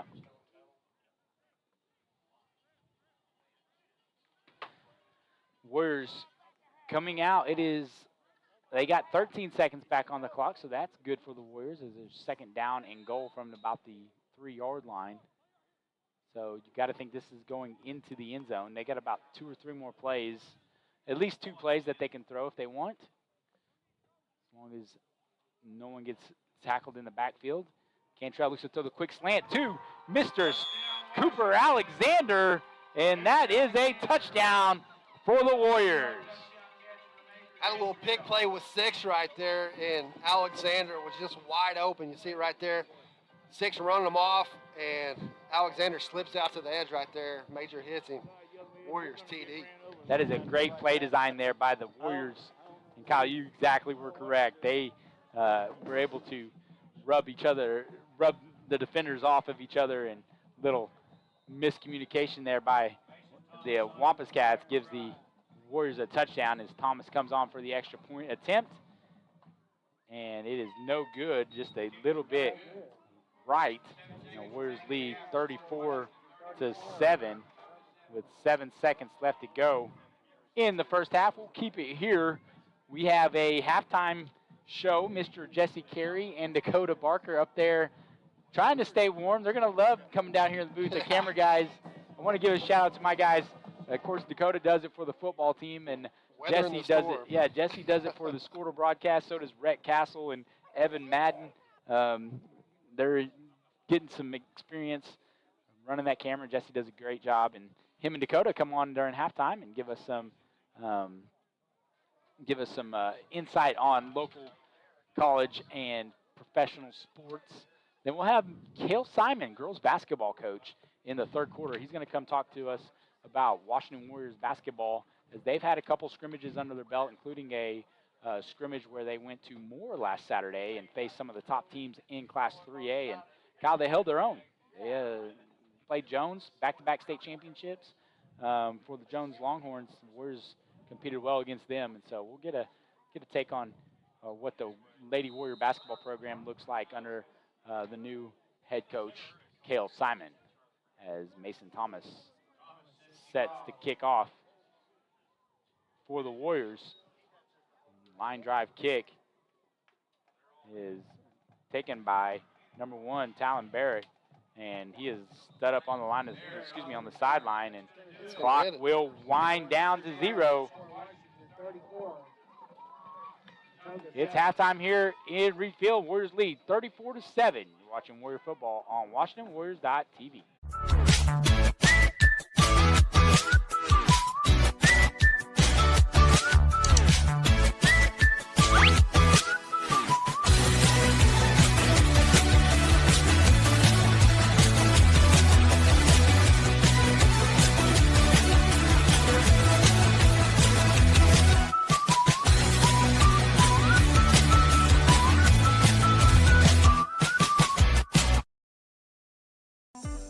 Hey Warrior fans, there's a credit union designed for our community by our community members, Growing Oaks Federal Credit Union. We offer a wide array of banking services, a drive-up ATM, and money tools that will move you forward. Come and be a part of our member-owned, not-for-profit financial institution that knows you by name and has your best interest in mind. We're located behind Goldsby Store. We're here for you. Federally insured by NCUA. Go Warriors! Warrior fans, is your air conditioner making a sound like it's ready to take off? Is your heater not producing enough heat to take the chill out of the air? Then call Airfare Heat and Air. Dwayne Branham, Noah Zamora, owners of Airfare, are proud supporters of the Washington Warriors and are hometown guys with a hometown company that will give you great pricing on Luxair and Climate Master geothermal HVAC systems.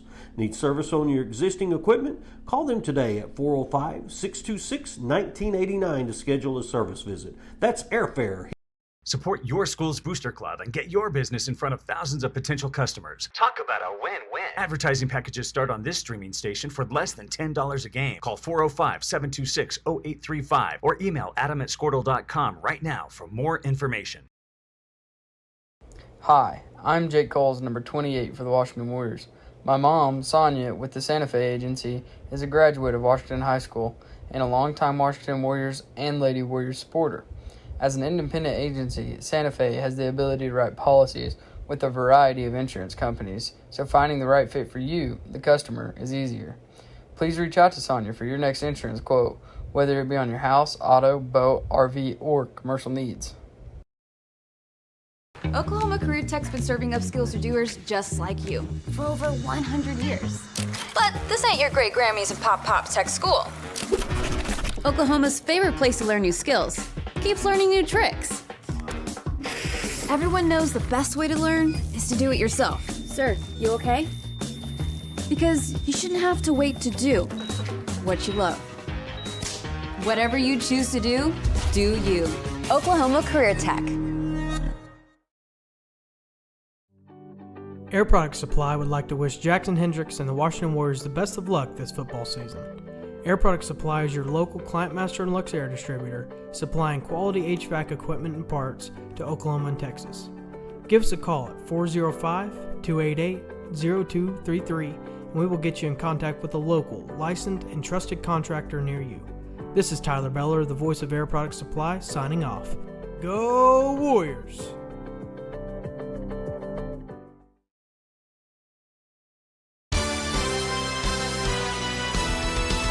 B&H Construction is a proud Warrior partner. They are the leading directional drilling contractor with major operational hubs all over Oklahoma and in Texas. Their involvement in and support of our community goes far beyond utility construction. They're also a good neighbor and friend.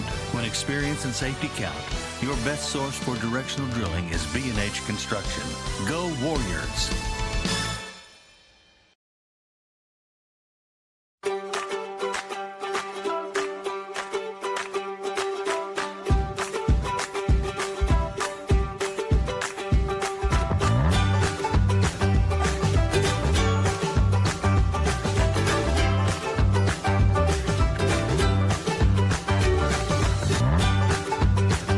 Stream with Oklahoma's #1 high school streaming service, Squirtle.tv.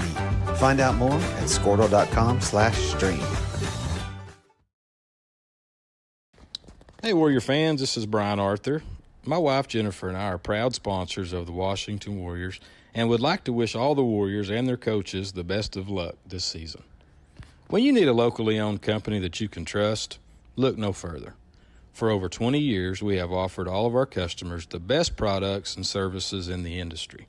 Whether it's residential or commercial, we got you covered.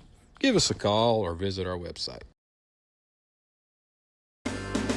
Entertain your children and grandchildren with videos that teach character and good values like obedience, kindness, gratitude, love of country, and self-worth. You know, just plain old common sense. Go to musicmunchkins.com to stream or order DVDs. And you'll be proud to see some of our own younger Washington Warriors in action. That's musicmunchkins.com. Go Warriors!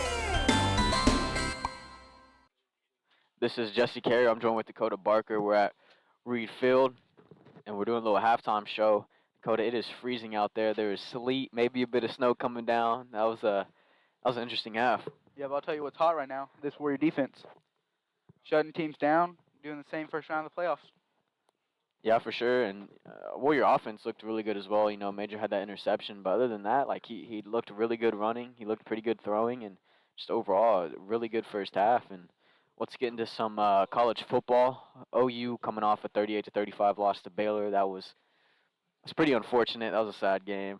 And OU was still looking for a bowl game. They need 6 wins to call it. I can't talk right now. It's so cold, but they need 6 wins to get to a bowl game, and they're playing West Virginia, who's not that good. They're 3-6, and hopefully that's a team they can beat to secure just a bowl game. Yeah, they only need 1 win. They have 2 games to do it. One with West Virginia, and then next is Bedlam. So, 1 shouldn't be a tough game, but the way this season's looking, it might be a tough game. Yeah, for sure. Bedlam being next week. And speaking of the other half of Bedlam, OSU, they played Kansas, lost 37-16. And they're playing Iowa at 2:30 p.m., who's only 4-5, so they should clean up that game if they can take care of business. They're coming off 2 losses now, so hopefully, you know, they can pull it together because I want Bedlam to be pretty exciting. Excuse me. It's so cold, man. I can't It really think. is. It really is. And we'll talk about the Thunder. They're currently playing the Raptors right now, and they're up 88-72 in the third quarter. And there's no player to really point out for the Thunder. Everyone's really pulling their weight right now. Giddey and Shea combined for 29, and just everyone playing good.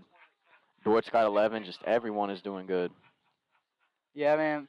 And while the Thunder, you look at the Thunder record and say 4-7, not what you want, but if you look at who they played on this road wave, you got the Bucks, and it's just you got several teams that could be number 1 in their conferences. It's a tough schedule early on. I think they'll right the ship, and I mean they're playing close games to everybody. Yeah, for sure. This is what the Thunder need, though. They need hard, competitive games where these young guys can develop and get better, and they also don't win all of them. which is kind of unfortunate to say, but that's just how it works. Dakota, let's bring it back to high school football. What's going around Oklahoma, some of these scores? Well, definitely the biggest game these Warrior fans are watching right now is Oklahoma Christian Schools, or Luther at Oklahoma Christian Schools. OCS leads 14-6 at half. The winner of the Washington Atoka game will play Luther or OCS, the winner of that game. And then the other game that many Washington fans are watching, including myself, number 2 Rejoice Christian hosting Beggs, who Washington beat in the semifinals last year. Beggs leads number 2 Rejoice Christian 34-21 at half. Man, that's very interesting, and we'll have to keep an eye on that. That's huge implications. And Crossings is at number 3 Millwood, and they're tied 22-22 at half. And our friends over at CCS holding their own at Holdenville, 35-14. Man, that's some interesting scores. You say our friends at CCS. I don't think they'd call us their friends after the whooping we gave them earlier on in the season. But this has been Jesse Carey and Dakota Barker, unless you have one more score to give. I don't. All right, if that's the case, then hopefully the Warriors can just, keep playing how they're playing and finish out this game with ease, and hopefully the Thunder can stay on top. It's been Jesse Carey and Dakota Barker.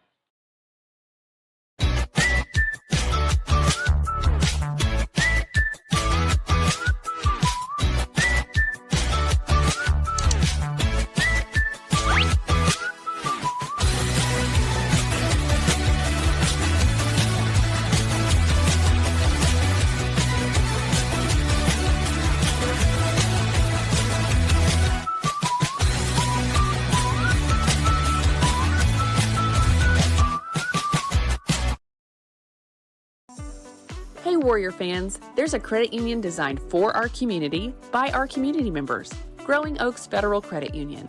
We offer a wide array of banking services, a drive-up ATM, and money tools that will move you forward. Come and be a part of our member-owned, not-for-profit financial institution that knows you by name and has your best interest in mind. We're located behind Goldsby Store.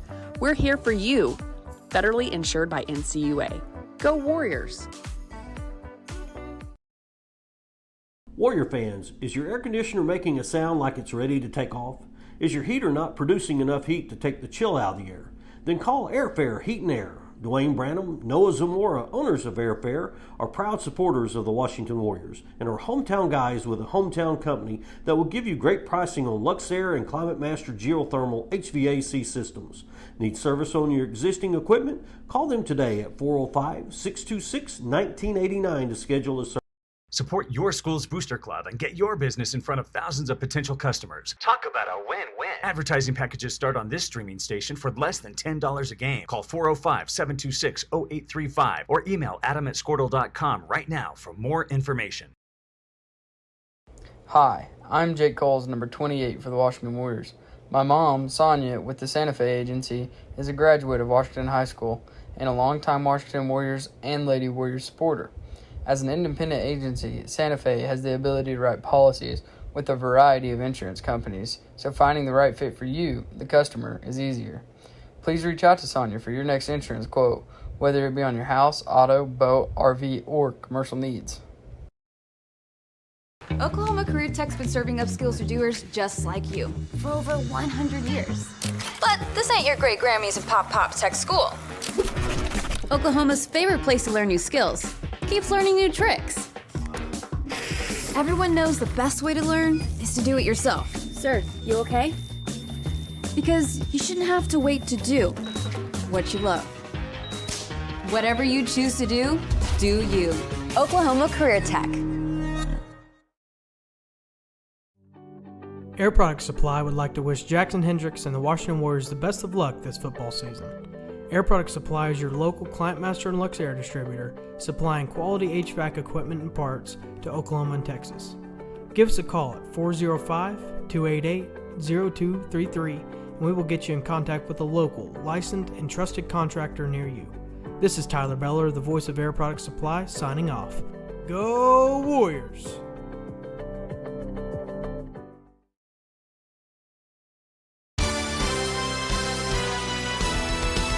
B&H Construction is is a proud Warrior partner. They are the leading directional drilling contractor with major operational hubs all over Oklahoma and in Texas. Their involvement in and support of our community goes far beyond utility construction. They're also a good neighbor and friend. When experience and safety count, your best source for directional drilling is B&H Construction. Go Warriors!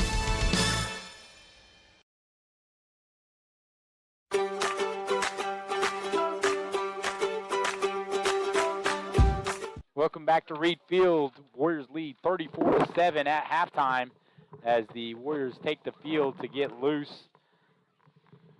About 2 minutes to go.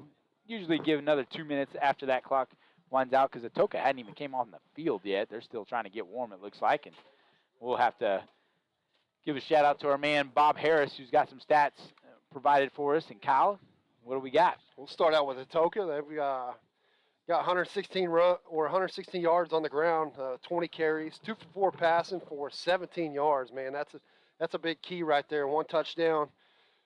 Their 1 score there. You had a little needle that you threaded there in the end zone. Atoka ended up getting on the board. Yeah. 133 total yards of offense. Penalties 5 for 35. 2 turnovers. That's a big stickler in this game. And 5 first downs. Flip it over to Washington. 160 on the ground for 22 carries. That's pretty big here in the first half. Established that run game. Major 7 for 11 passes for 94 yards and 254 total for Washington. Only had 1 penalty in the first half. Spalding penalty. It was a personal foul. That one kind of hurt us. 1 turnover and got the 1 interception. 18 first downs. That's pretty impressive. big. Yep. As we get to Stuart McPherson with the coach, head ball coach. It's cold down here. I got this guy. We'll see if we can hear him because he's about a touchdown. Not lost his voice. A touchdown. Yeah. Hey, Coach Beller, 34-7 at halftime. Pretty good offensively and defensively. They give up a couple of big plays on some counter stuff and just had some guys left their lane, didn't they? They did. We're just over pursuing. I know we're excited. They're trying to take advantage of us being so aggressive, and I don't blame them. I mean, they're having a hard time moving us at the point of contact, so some misdirection or really one of their long runs was just he waited until we all overran it and then cut back. So we got to stay at home and then be disciplined with what we're doing, especially in the second half. And then offensively, I feel like our tempo, where when you're grinding it out, when you got good tempo, and I know we've hit them on some passes, but our tempo with power run game has been a good mixture so far. Been able to run the football, that's what you want to do early, was set that tempo, and it's worked with both Scott and Howard. Yeah, and it's created some one-on-ones on the outside, and we're trying to get into a bounce of that and working off of our run game. And when we work off of our run game, that's when we're at our best, and that's when our RPOs work the best, and we talked about in the pregame show. So it's working so far. Major has become a running threat. He is, and we talked about it all year. We needed to get to week 11, and we needed to turn him loose, and he's healthy now, and that's what we got to do. All right, Brad, best of luck second half. Thank you. Yeah, that's good to see Major run the football with Bob coming down here with coffee. Didn't bring me any. But, that's, again, guys, establishing that run game from the very beginning makes it all go. Yeah. Yeah, got to like it. Hey, Coach Beller kind of losing his voice a little bit. Not sure if we had Orgeron down there or if that was Coach Beller. Yeah, he lost it early. He lost it early. When y'all were talking about, hearing all the coaches with my mic, that's about when he lost it. How about some scores? It's been this been is interesting. Time, it's time of the year that we got to start filling out some brackets. You need some coffee. Just had cheerleaders go by. Hey, going to state tomorrow? Yeah, going to Game Day State over in Morb. So you guys don't have anything going on. There ain't any football being played on in the state on Saturdays, so might as well go to Moore and support the cheerleaders. Okay, we got Frederick Davis tied at 6, 8 minutes to go in the fourth quarter. You got to think that's a fast-moving game. You think about traditionally Davis, a running team, and Frederick has a pretty good running back in its own. And that might have started at 7 o'clock, too. Right, but still, that's going to be a quick-moving game regardless. Crossings Millwood, we talked about that. That's still tied at halftime. Daly, Oklahoma came out today. Their 3 high school riders, 2 picked Washington, 1 picked Millwood. Yeah, but that was one we talked about last week as being a potential upset with the 1-4 matchup, and because Crossings is a well-coached team, and Millwood playing in an easier district, but being what they have been in the past as well. But not surprising to see that score tied up at 22. Yep. Craig up 21-0 over Hugo at halftime. Still, Rejoice is down 34-21 at halftime to Beggs. That game's still at half? Halftime, yes, sir. Victory Christian 42, Paul Huska 8. That's halftime. Game we're all interested in, OCS still leads 14-6 over Luther. Oh. That one at half. Lindsay 21, Kingston 0 at half. Jones 21, Newkirk 14. That's at halftime. Chandler 42, Hennessy 0 halftime. And that's about it. Well, I'm, as a fan of the new boys basketball coach, Coach Smith, I'd hope that Lindsay keeps winning because they're in the LATA tournament, and so the further their football team has to go, the more their football players have to keep playing. We talked about it earlier. This district's holding their own tonight. Exactly, exactly. So it looks like the 3 are winning, 1's tied. Warriors are going to kick off to start this second half. Again, later on in this quarter, we will have Coach Cale Simon, girls basketball coach here at for the Washington Lady Warriors. They've had some scrimmages, and Warriors will there's no games being rescheduled for basketball, no matter how far football goes. There will be games after Christmas break, Thanksgiving break. Purcell, November 29th, at Purcell. Big rivalry game for both boys and girls. And so basketball's starting to get busy again. Softball won a state championship, kind of slowed down a little bit. Now it's starting to get busy again as the Warriors chasing the Chase championship in football. Basketball will be kicking off pretty soon as well as Tanner Olson with the pooch kick checks up at the 32-yard line, and nice little change of direction there on that strategy by the Warriors kickoff teams. Stuart, I got some coffee headed down your way, buddy. I can't take it. I think you I can't complained take a while ago, so there's a cup headed down to you. Well, I'll give it to Bob. Thank you, Bowen. Bowen, the delivery girl. Thank you. I'll give it to Bob. I can't have caffeine. I can gripe about not having coffee. Yeah. I'll find somebody that would take some coffee. Stuart, your tank for Wimbaya Thunder up by 21 right now against Toronto as the Wampus Cats take the field in the I formation, pitch it out to, looks like number 11, Tyrell Hill, I believe. And that is who it is. Talk about Milner right there. Milner doing a good job of getting upfield, pushing that running back to the inside, and letting your linebackers close in. They do have, you can see how they have a couple of guys for Atoka. They just do not have a complete team to match up with the Warriors, but players like Tyrell Hill and Jace Jackson and McCall, those three guys can go.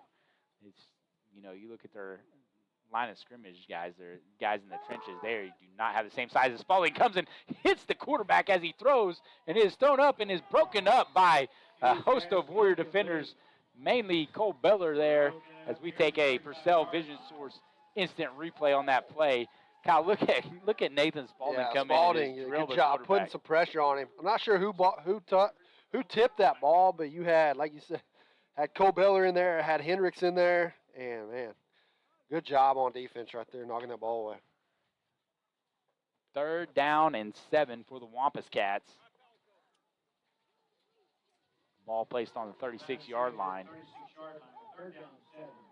Warriors with 4 down linemen.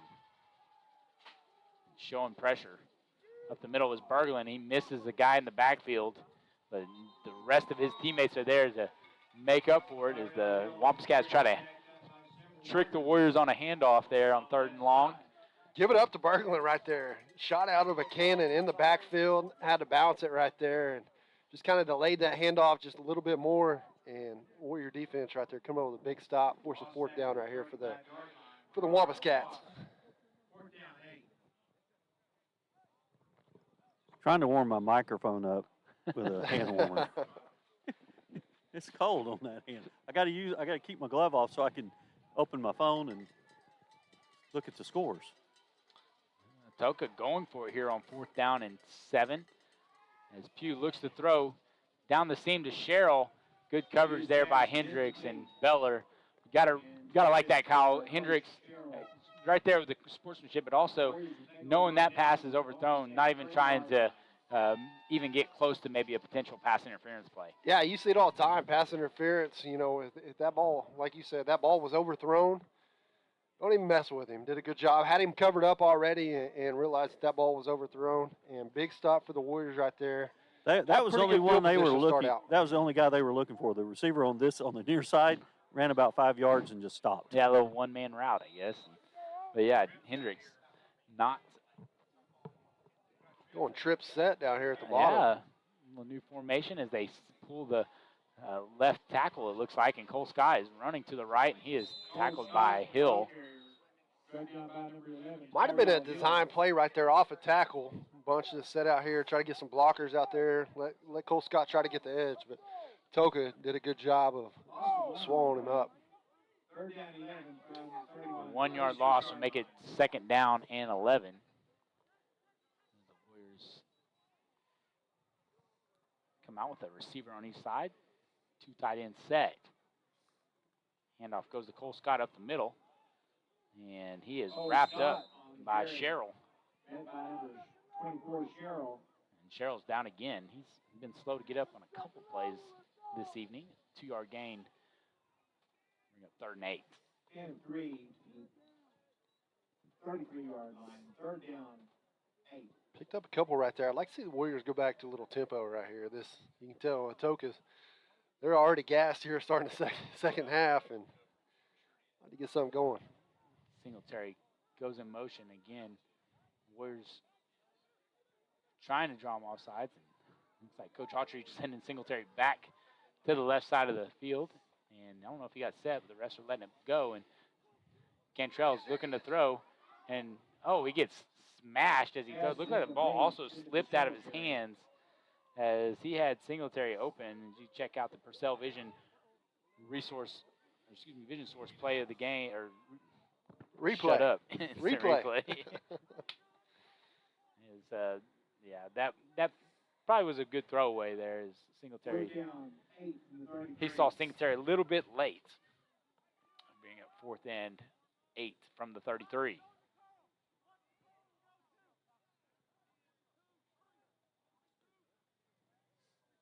Play clock winding down to 5. 4th down.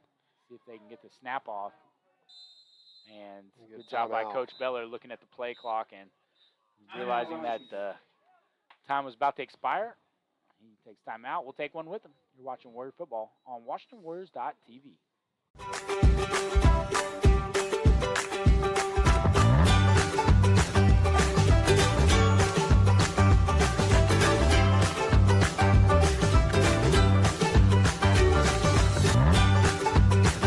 Stream with Oklahoma's #1 high school streaming service, Squirtle.tv. Find out more at Squirtle.com/stream. Hey, Warrior fans, this is Brian Arthur. My wife Jennifer and I are proud sponsors of the Washington Warriors and would like to wish all the Warriors and their coaches the best of luck this season. When you need a locally owned company that you can trust, look no further. For over 20... Welcome back to Reed Field. Stuart, you got some scores of interest for our fans at home? Real quick, Frederick went ahead 12-6 over Davis. And OCS 21, Luther 6. 4th down play here as Singletary goes in motion. And Cantrell rolls to the right, now throws it to the right. Got a man open. It is Cooper Alexander. And he is in for the touchdown. Big throw catch right there on 4th down. Major just bobbing and weaving in the pocket, buys himself a little time, and hits Alexander over the top for his 2nd touchdown of the game. Job moving the pocket, and Alexander able to jump up high and get that touchdown. His 2nd of the game, as Kyle mentioned. I believe his dad celebrated a birthday this week, too, so there's a couple of birthday presents for his father, Mr. Stephen Alexander. The Warriors go up 40-7, and Tatum Wilk comes on for the extra point attempt. Jax Hendricks, the holder. Snap is down and kick is up, and it is through. 8:36 to go in the third quarter. Warriors lead 41-7. Years, we have offered all of our customers the best products and services in the industry. Whether it's residential or commercial, we got you covered. Give us a call or visit our website. Entertain your children and grandchildren with videos that teach character and good values like obedience, kindness, gratitude, love of country, and self-worth. You know, just plain old common sense. Go to musicmunchkins.com to stream or order DVDs. And you'll be proud to see some of our own younger Washington Warriors in action. That's musicmunchkins.com. Go Warriors!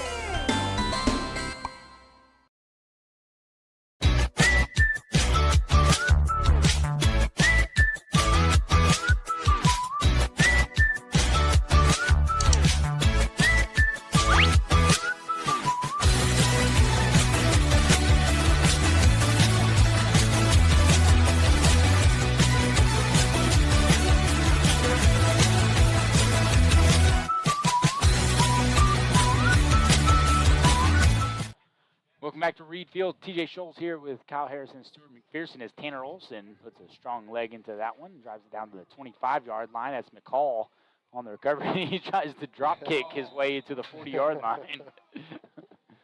Yeah, he tries to get airborne about every time he gets the ball in his hands. Decent field position for Atoka. Warriors lead 41-7. Each team with possession in the second half. Warriors able to hold Atoka on a 3-and-out and then answer with a score on a big touchdown pass from Cantrell to Alexander as Warriors try to get their linebackers in. Keller Howard coming in late with Easton Berglund and Ben Vaughn, their 4-3 alignment. And looks like Jace Jackson is looking to run to the right side, and the Warriors are able to swarm. And good job. That was a good job by Milner by not reacting. You saw that? Turn out, gave a little look. Yeah. You gotta appreciate the defense swarming to the ball. Like once they see where the action's going, Kyle, they all attack. They don't just expect one person to make the play. Well, they were kind of bunched up over there. Somebody shot out like a cannon. They're off the edge and just kind of. They do a good job of that, turning guys back in. Got a lot of speed on defense, and you get them turned back in, you're going to have 4 or 5 defenders there. Put some hands on them. Pugh pitches it.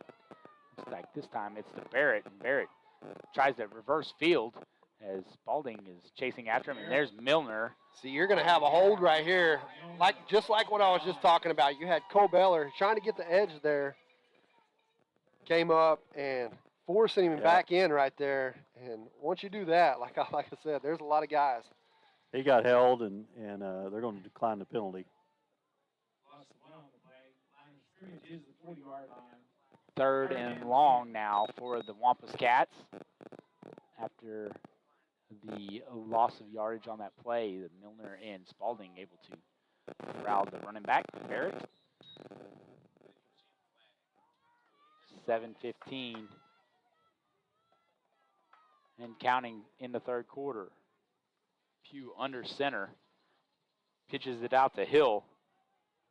Good job. And again, guys, the one thing that you got to really watch though, and you love the way the Warriors pursue the football, but you get somebody that gets in a big pile like that and bounces one out, and everybody's went to the middle of the field. That's when you can get beat by that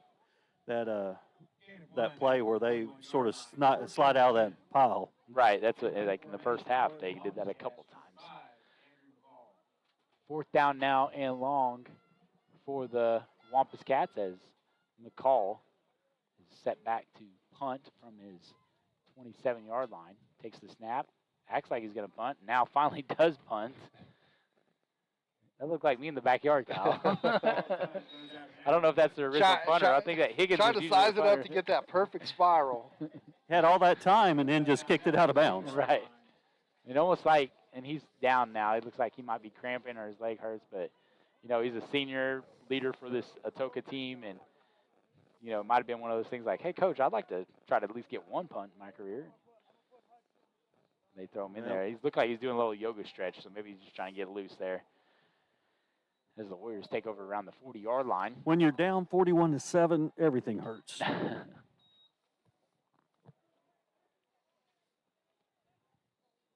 Warriors bring in Dawson Thomas now in the slot. Speedy freshman. Made some big plays last week against Little Axe. And they hand it off up the middle. Cole Scott. And now the ball came out. We'll see. We got it. Able to recover. Scott on the carry. 61. Baylor Haynes with the recovery, so good job by the lineman. That's what Protect that ball. I talked to some of those linemen like Brucey and those guys, and they only get mentioned when something bad happens. So we got to give them some love. They paved the road every year for these running backs from Washington. And there's a big run there by Cole Scott. He breaks loose. He's at the 40. Full head of speed. Touchdown saving tackle there by Barrett at the 37-yard line. Going back to the big boys right there, doing work up front, TJ. You just talked about it, man. Paving the way. Massive hole right there for Scott. One guy to beat. First down and 10 from the 37-yard line. Send Norman in motion. Now they're running the option. Pitch it to Norman to the left side, a little bit behind him, and he's able to break a couple of tackles before getting back to the original line of scrimmage. Pitch was a little bit to his right. Yeah, Major had to get rid of that one. McCall came in and laid a shot on Major right there. Well, sir, you said the McCall kid looks the part, and you're exactly correct. He's got the long hair, looks like Latimer from the program out there at the middle linebacker, and he's not afraid to put the hit on people. You can see why he's got some high-level college interest, but Cole Scott's able to break a tackle off of him. Good there. Good block there by Jordan Vanya. Good foot plant and then cut it back. Makes it 3rd down and 5 for Washington. 5 down to the 33-yard line. 4 minutes. Frederick 12, Davis 0. That's the final. 12-0. That's an upset. There's your 1-4 upset. There's always one. Cantrell looks left, double pumps, then throws back to Singletary. And he runs over a defender. You can see the chemistry between Cantrell and Singletary. And Singletary comes back to catch this pass and then finishes the play off with a little truck stick on the corner there, Mr. Hill. First down pickup for the Warriors with 3:28 to go in the 3rd quarter. Got to give it up to Major right there. Little pump fake. You knew who it was going to the whole time. Sold it with the pump fake. Got him on the comeback, and big pickup right there for the Warriors. Thomas on the jet sweep. Got Brucey. He kind of outran his blocker with Brucey. Brucey trying to get to the outside to provide some support. About a couple yards on the play. Bring up 2nd down and 8. Got to be a little patient there for the freshmen. Let your big boys get out there and pave the way for you. Yeah, you got some quick guys, man. Maybe in PC, let them linemen get like a 10-yard head start.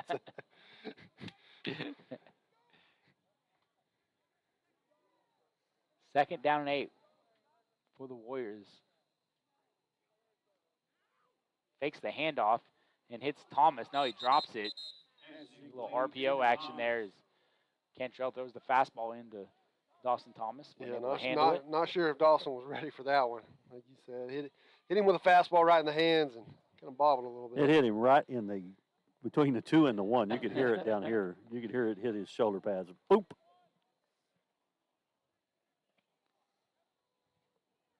Third down and 8 for Washington. 2:30 to go in the 3rd quarter. They lead 41-7. Cantrell takes a deep step. Now he's running to the right. Got a little bit of room to run. Throws it over the middle. It looks like got a man open. It is Nate Roberts. Touchdown, Warriors. 22-yard touchdown pass. Good job of buying himself some time right there. You see it time and time again. Just throw it up to your big guy in the end zone. Roberts right there getting one. Smart. He was on his knees when the ball came to him, but nobody around him. Well, and that's Roberts was averaging a touchdown. He's getting a touchdown every game. First 8 games, he had a touchdown. He's had a little bit of a touchdown drought, I guess you would say. 8 touchdowns in a season is pretty good for anybody, but he's able to get his 9th touchdown on the season as Tatum Wilk kicks it in for the extra point. With 2:20 to go in the third quarter, Warriors lead 48-7. You're watching Warrior football on WashingtonWarriors.tv.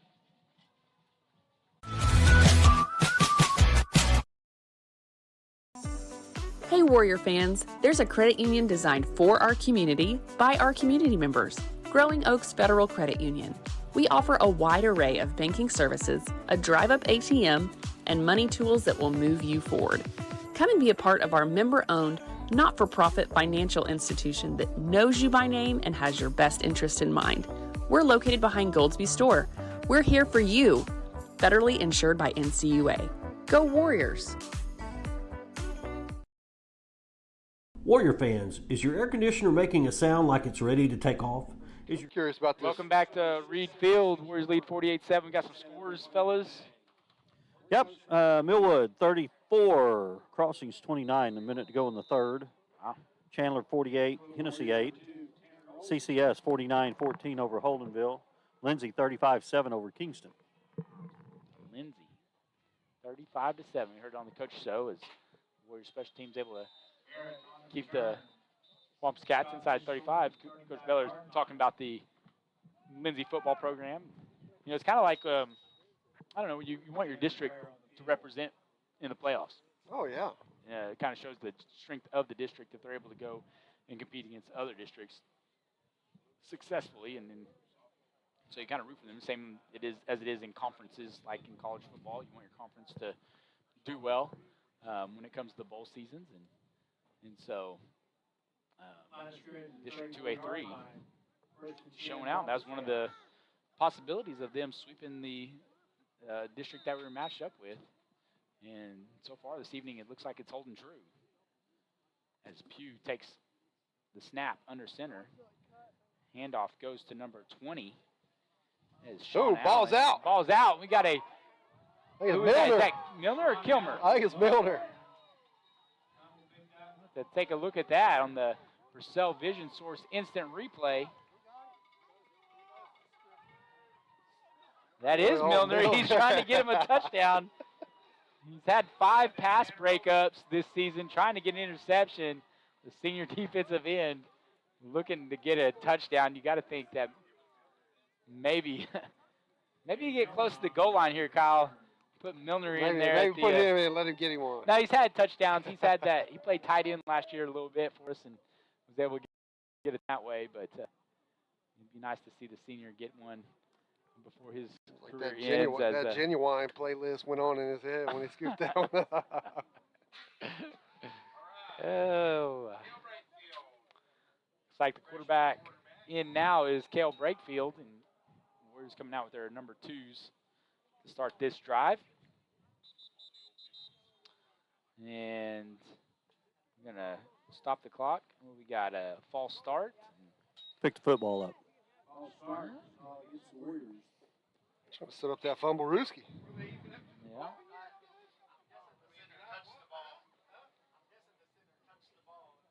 Five-yard penalty, make it 1st and 15. Stuart, I wish somebody update this Beggs Rejoice game. That's what I've been doing is going to some different sites. That's at Rejoice, right? It's at Rejoice, so yeah. It's either a defensive shootout and no score in the second half, nobody's updated or what? Nobody's updating it. I went to a different website even.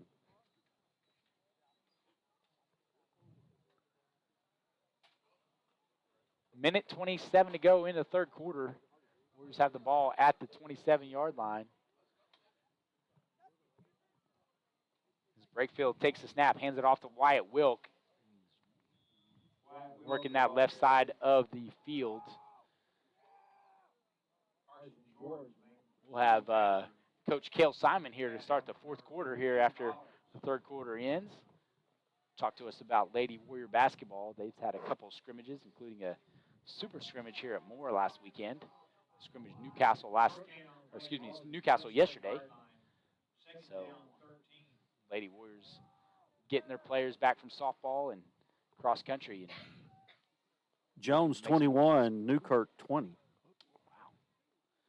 Brakefield pulls the snap. Now he's being drugged down and slung down by McCall. And that might be the last play of the quarter, and that's what Coach Beller is doing. The Warriors lead 48-7 going into the fourth quarter in Class 2A playoff football. When we come back, we'll have girls head basketball coach Cale Simon watching Warrior football on WashingtonWarriors.tv. Heater not producing enough heat to take the chill out of the air? Then call Airfare Heat and Air. Dwayne Branham, Noah Zamora, owners of Airfare, are proud supporters of the Washington Warriors and are hometown guys with a hometown company that will give you great pricing on Luxair and Climate Master geothermal HVAC systems. Need service on your existing equipment? Call them today at 405-626-1989 to schedule a service visit. That's Airfare Heat and Air.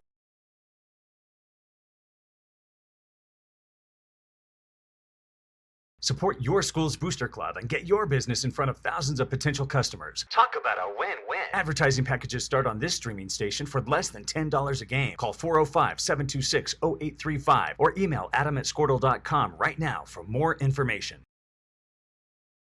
Hi, I'm Jake Coles, number 28 for the Washington Warriors. My mom, Sonia, with the Santa Fe Agency, is a graduate of Washington High School and a longtime Washington Warriors and Lady Warriors supporter. As an independent agency, Santa Fe has the ability to write policies with a variety of insurance companies, so finding the right fit for you, the customer, is easier. Please reach out to Sonia for your next insurance quote, whether it be on your house, auto, boat, RV, or commercial needs. Welcome back to Reed Field. TJ Scholes here with Kyle Harris and Stuart McPherson. The Warriors lead 48-7 to start the fourth quarter. And I am joined here now by head women's basketball coach Cale Simon. Coach Simon, got a lot of scrimmages on your belt so far this November. How the girls looking so far? Well, I'll be honest with you, they've been looking well. Yeah. They've been doing well. So we've opened up at Hinton, and then we had the Moore Super Scrimmage, which is a really good and tough scrimmage, and they performed well, played some of the top teams in our class, and then had Newcastle and Crossings yesterday. Crossings was there yesterday, Yeah, okay. and so they've definitely been holding their own. So at the Super Scrimmage, I did a little tease on that. Why don't you tell the fans what teams that you guys played? I did say that we played Jones, which is the back-to-back state championships, as the Warriors are able to pick up some yardage on that play with Cale Brakefield. But Jones, you had Jones, and what other teams did y'all play? So we had Comanche first, we had Silo, and then we finished with Jones. And how'd that go? How'd you guys pair up against the arguably the number one ranked team in Class 3A with Jones? Well, we learned some things, but we also competed, and we're in both quarters. You play running clock, and I felt like my girls, it was our last game, as it was theirs as well. But our girls competed, and I was proud of them. So what do you think is going to be the biggest strength for the ladies this year? They graduated some players, and still a young team coming back from last year's squad, and also this is your first year coaching girls basketball. And so what is the biggest strength that you've seen so far from your team? I think we play super hard. I think they just naturally get after it, and I think that we got some girls that know how to play basketball. Our guard plays pretty strong, and we also add an inside presence to that of an athletic post girl in Brianna Lindert, and so I think a combination of those will make us where we can guard a little bit, where we can get up and disrupt some people, but also can attack the rim and hit shots from outside as well.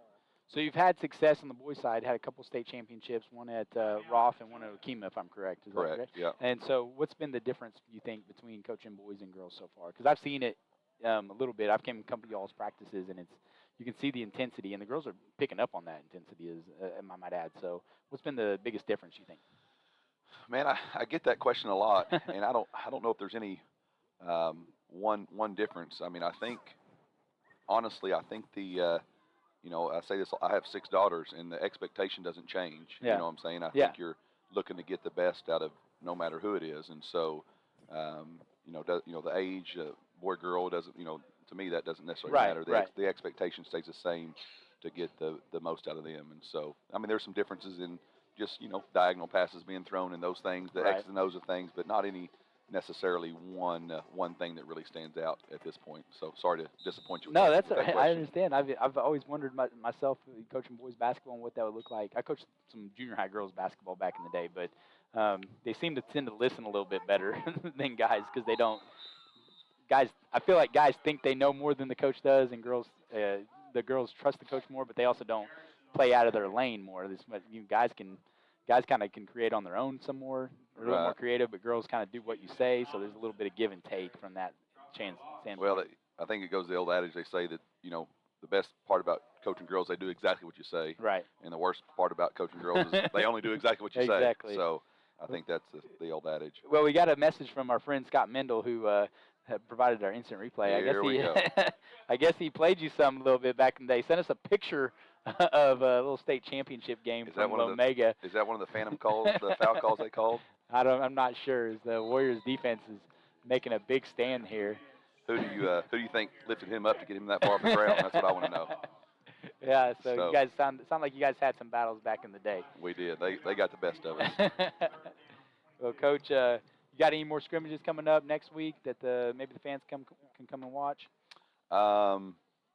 We scrimmage Blanchard here. It'll be our first home scrimmage on next Tuesday. Week. Yep.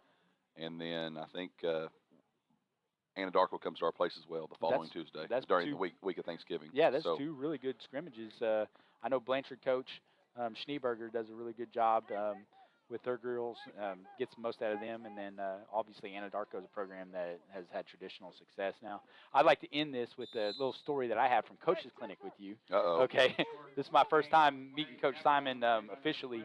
We roomed together at Coach's Clinic, right? And so it's first morning after in the hotel room, and Coach Simon leaves to go to FCA breakfast, and I get up late, obviously, and Coach Simon made the bed at the hotel, and I'm like, this guy is all about organization, and I felt guilty, so I made my bed.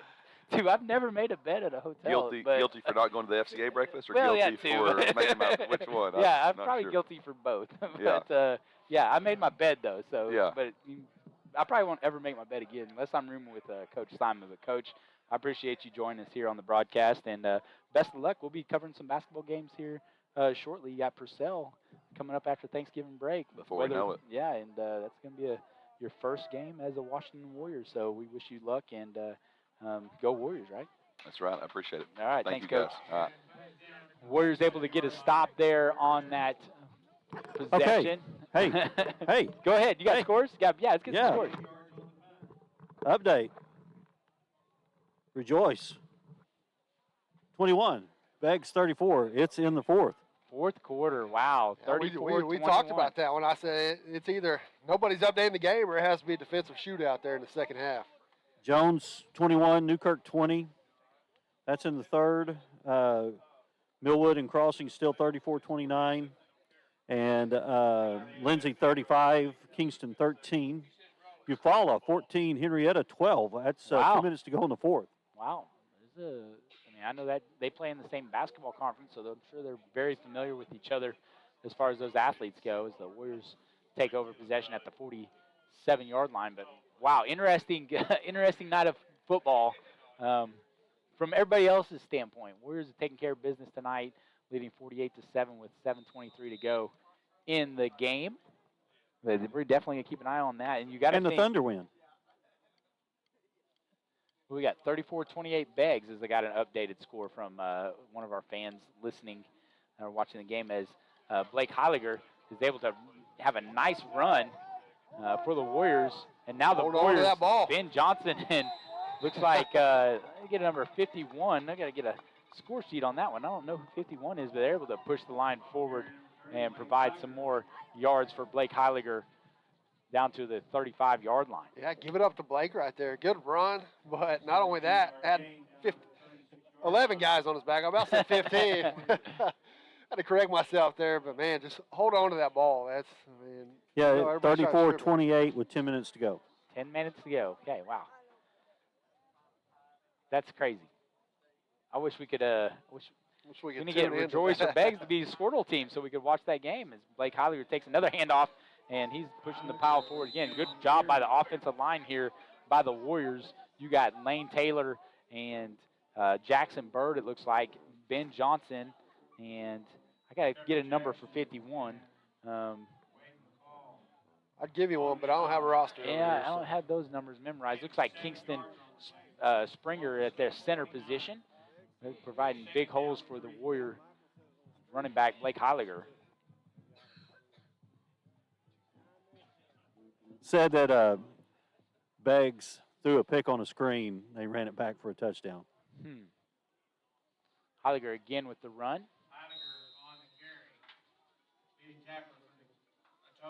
Gotta like what you're seeing from Blake Heiliger here. Really, the first time we've seen him all year here in the game, and couple pretty impressive runs he's coming out the game with. Strong freshman running back there, and Garrett Riley is the number 51. Beggs just scored again, guys. Wow. 40-28. Yeah, that's the upset that people were looking for as well. Maybe Beggs got embarrassed earlier in the year by Rejoice. People were saying Rejoice could just put whatever number they wanted as Heiliger runs a man over on the left side. And now. Well, you've talked about. Yeah, 3 doesn't. He's trying to figure out what county he's in right now. You've talked about Beggs. You know they've had the talent this year, TJ, but just haven't had you know, a game where they put it all together, man. They had guys hurt in that game against Rejoice early, and they've had some guys ineligible, and finally they've got everybody back, I think. Convenient. It's playoffs, you know. But that's okay. Oh, there we go. It's on YouTube. Varsity Football Rejoice versus Beggs is thanks to Tony Gay sending that to us. 40-28 Beggs. Might have to get that one on. What is it on? It's on YouTube. It's on YouTube. Yeah. Let me see if I can copy and send this to you. 7 near the 16-yard line. Third down 1.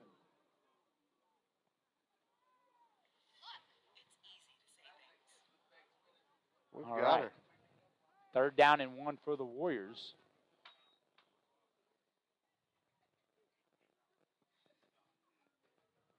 Dawson Thomas tries to get to the outside and is unable to.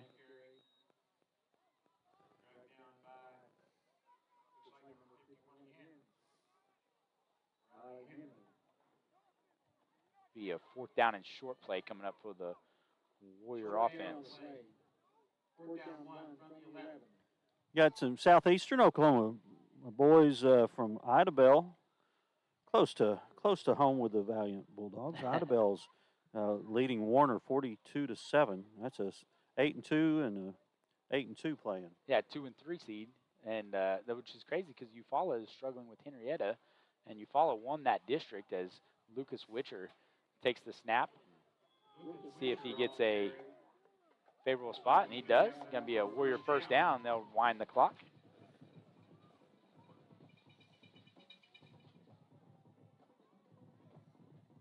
Keith Hamilton gave me a little buzz on that one. Said, "Hey, don't forget about Idabel down there." Yeah, Beggs 40, Rejoice 42. Eufaula, they win 14-12. That's the final. Wait, did you say Rejoice and Beggs is 40-42? 40-28. Oh, 40-28. Okay. No. It's cold down here. Lucas Witcher breaks a couple tackles in the backfield and picks up some good yards inside the 10-yard line. CCS 49, Holdenville 14. That's a final. That's a big one.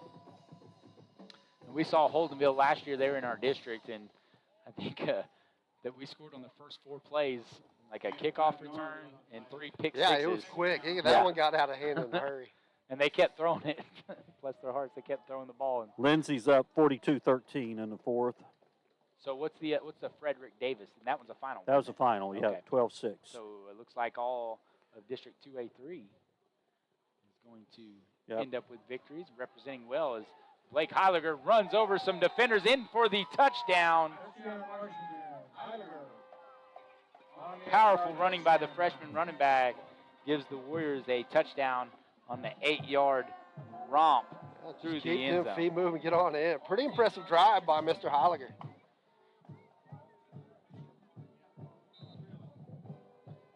Warriors up 54-7. They're going to go for 2 here. 1:34 to go in the ball game.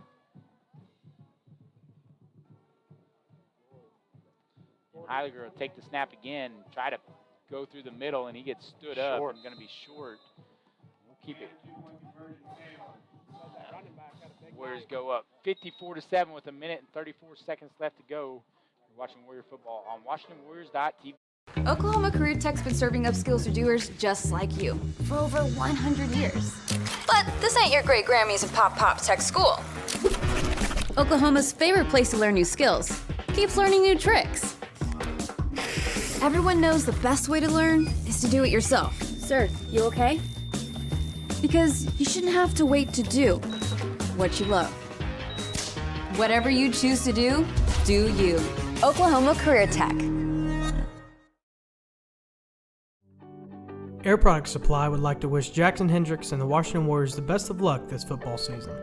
Air Product Supply is your local Client Master and Lux Air distributor, supplying quality HVAC equipment and parts to Oklahoma and Texas. Give us a call at 405-288-0233 and we will get you in contact with a local, licensed, and trusted contractor near you. This is Tyler Beller, the voice of Air Product Supply, signing off. Go Warriors!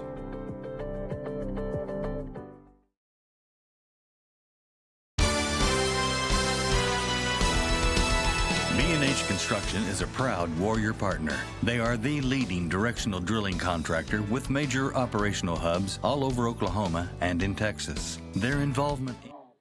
Welcome back to Reed Field.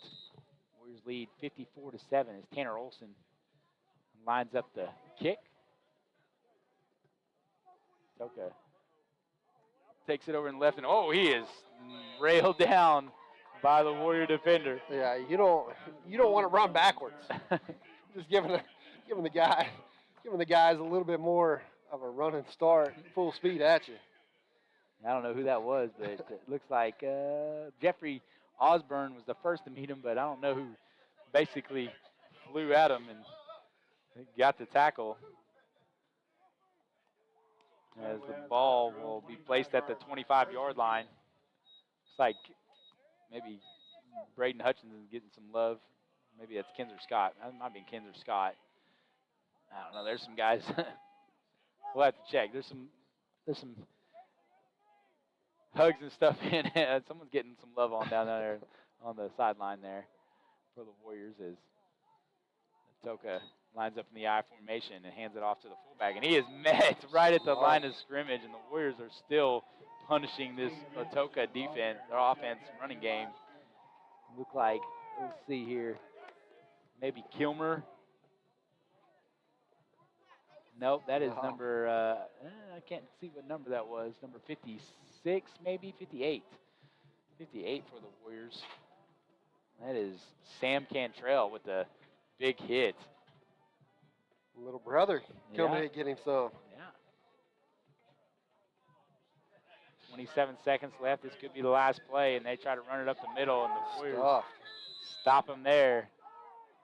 And they're all pretty excited. And it looks like the coaches are saying, let's get to the midfield line, and that's what they do. Warriors take care of business here at Reed Field, Kyle, 54-7.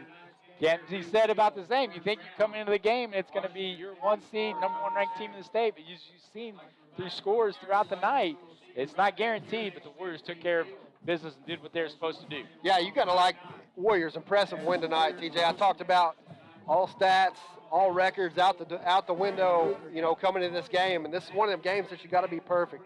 I feel like the Warriors came in tonight and had a good game plan. Established the line of the scrimmage well, ran the ball, not a lot of penalties. Very clean game for the Warriors tonight, and big win for the Warriors rolling into week 2 of the playoffs here, TJ. Yes, sir. And Stuart, they did what they were supposed to do, and you could tell that there was just a little bit of different level of intensity in the play of the Washington Warriors on both sides of the ball. All right, Stuart. Well, no, I was fist bumping. Okay. And that's what you want, guys. It's that time, and every week it needs to be a little bit more. And you did what you need to do. You came out, you showed everybody, hey, we can run the football, we can throw it, and we got out of here. Nobody's hurt. Right. We're going to get healthier every week, and hopefully have. Let's see if I can. While y'all wrap it up, I'll see if I get a update on OCS and Luther. Right, that'll be the opponent that the Warriors will face next. OCS was leading last we checked over Luther. 24-12 with 2 minutes to go. 24-12. So you got to think the Saints of OCS are going to come to Reed Field next week. Lindsay's up 42-20 in their contest. So, what about the Rejoice Beggs, guys? It's 40 still 28. Beggs got to stop. Beggs punting right now. They just punted. Yeah. But 28. Guys, one other thing we got to talk about tonight. Had some guys hurt, like you said, Stuart. Got nobody hurt during this game, but it's good to see like Cade Norman, Hendricks back on the field. They contributed well tonight, and you got to like seeing everybody fresh going into week 2. I did ask Leslie about Taylor, and she said it would the earliest would be the state finals, and they said there's still some concern about some summing of the break, if it's together or not yet. So not going to push anything. Guys got a senior year coming up. Right. Sure don't want to do anything to mess that up and him not get to play next year.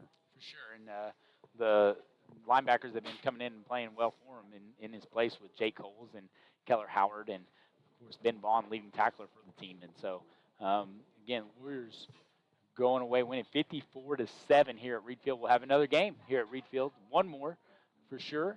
Third-round game. Again, we'll wait to see who we get to play as the Rejoice Christian Eagles are driving right now on the Beggs Demons as they're down 12 points. It looks like they're about to score another touchdown. How much time? Close. There's about 5.5 left to go. And so might be sticking around here watching this while we're tearing this stuff down. But, again, we appreciate the sponsors for their advertising and keeping this thing free, although we had to pay a little bit of money for the OSSA to stream this. But regardless, the Warriors come away winning 54-7. I want to thank Coach Simon for coming in and talking to us in the fourth quarter, and hopefully we can get Coach Smith, the boys basketball coach, next week during the game and talk to them about Warrior basketball. Again, they'll be starting their season November 29th. But football season is still on and rolling as the Warriors attempt to get back to UCO for the third straight year, and this time come away with a gold ball.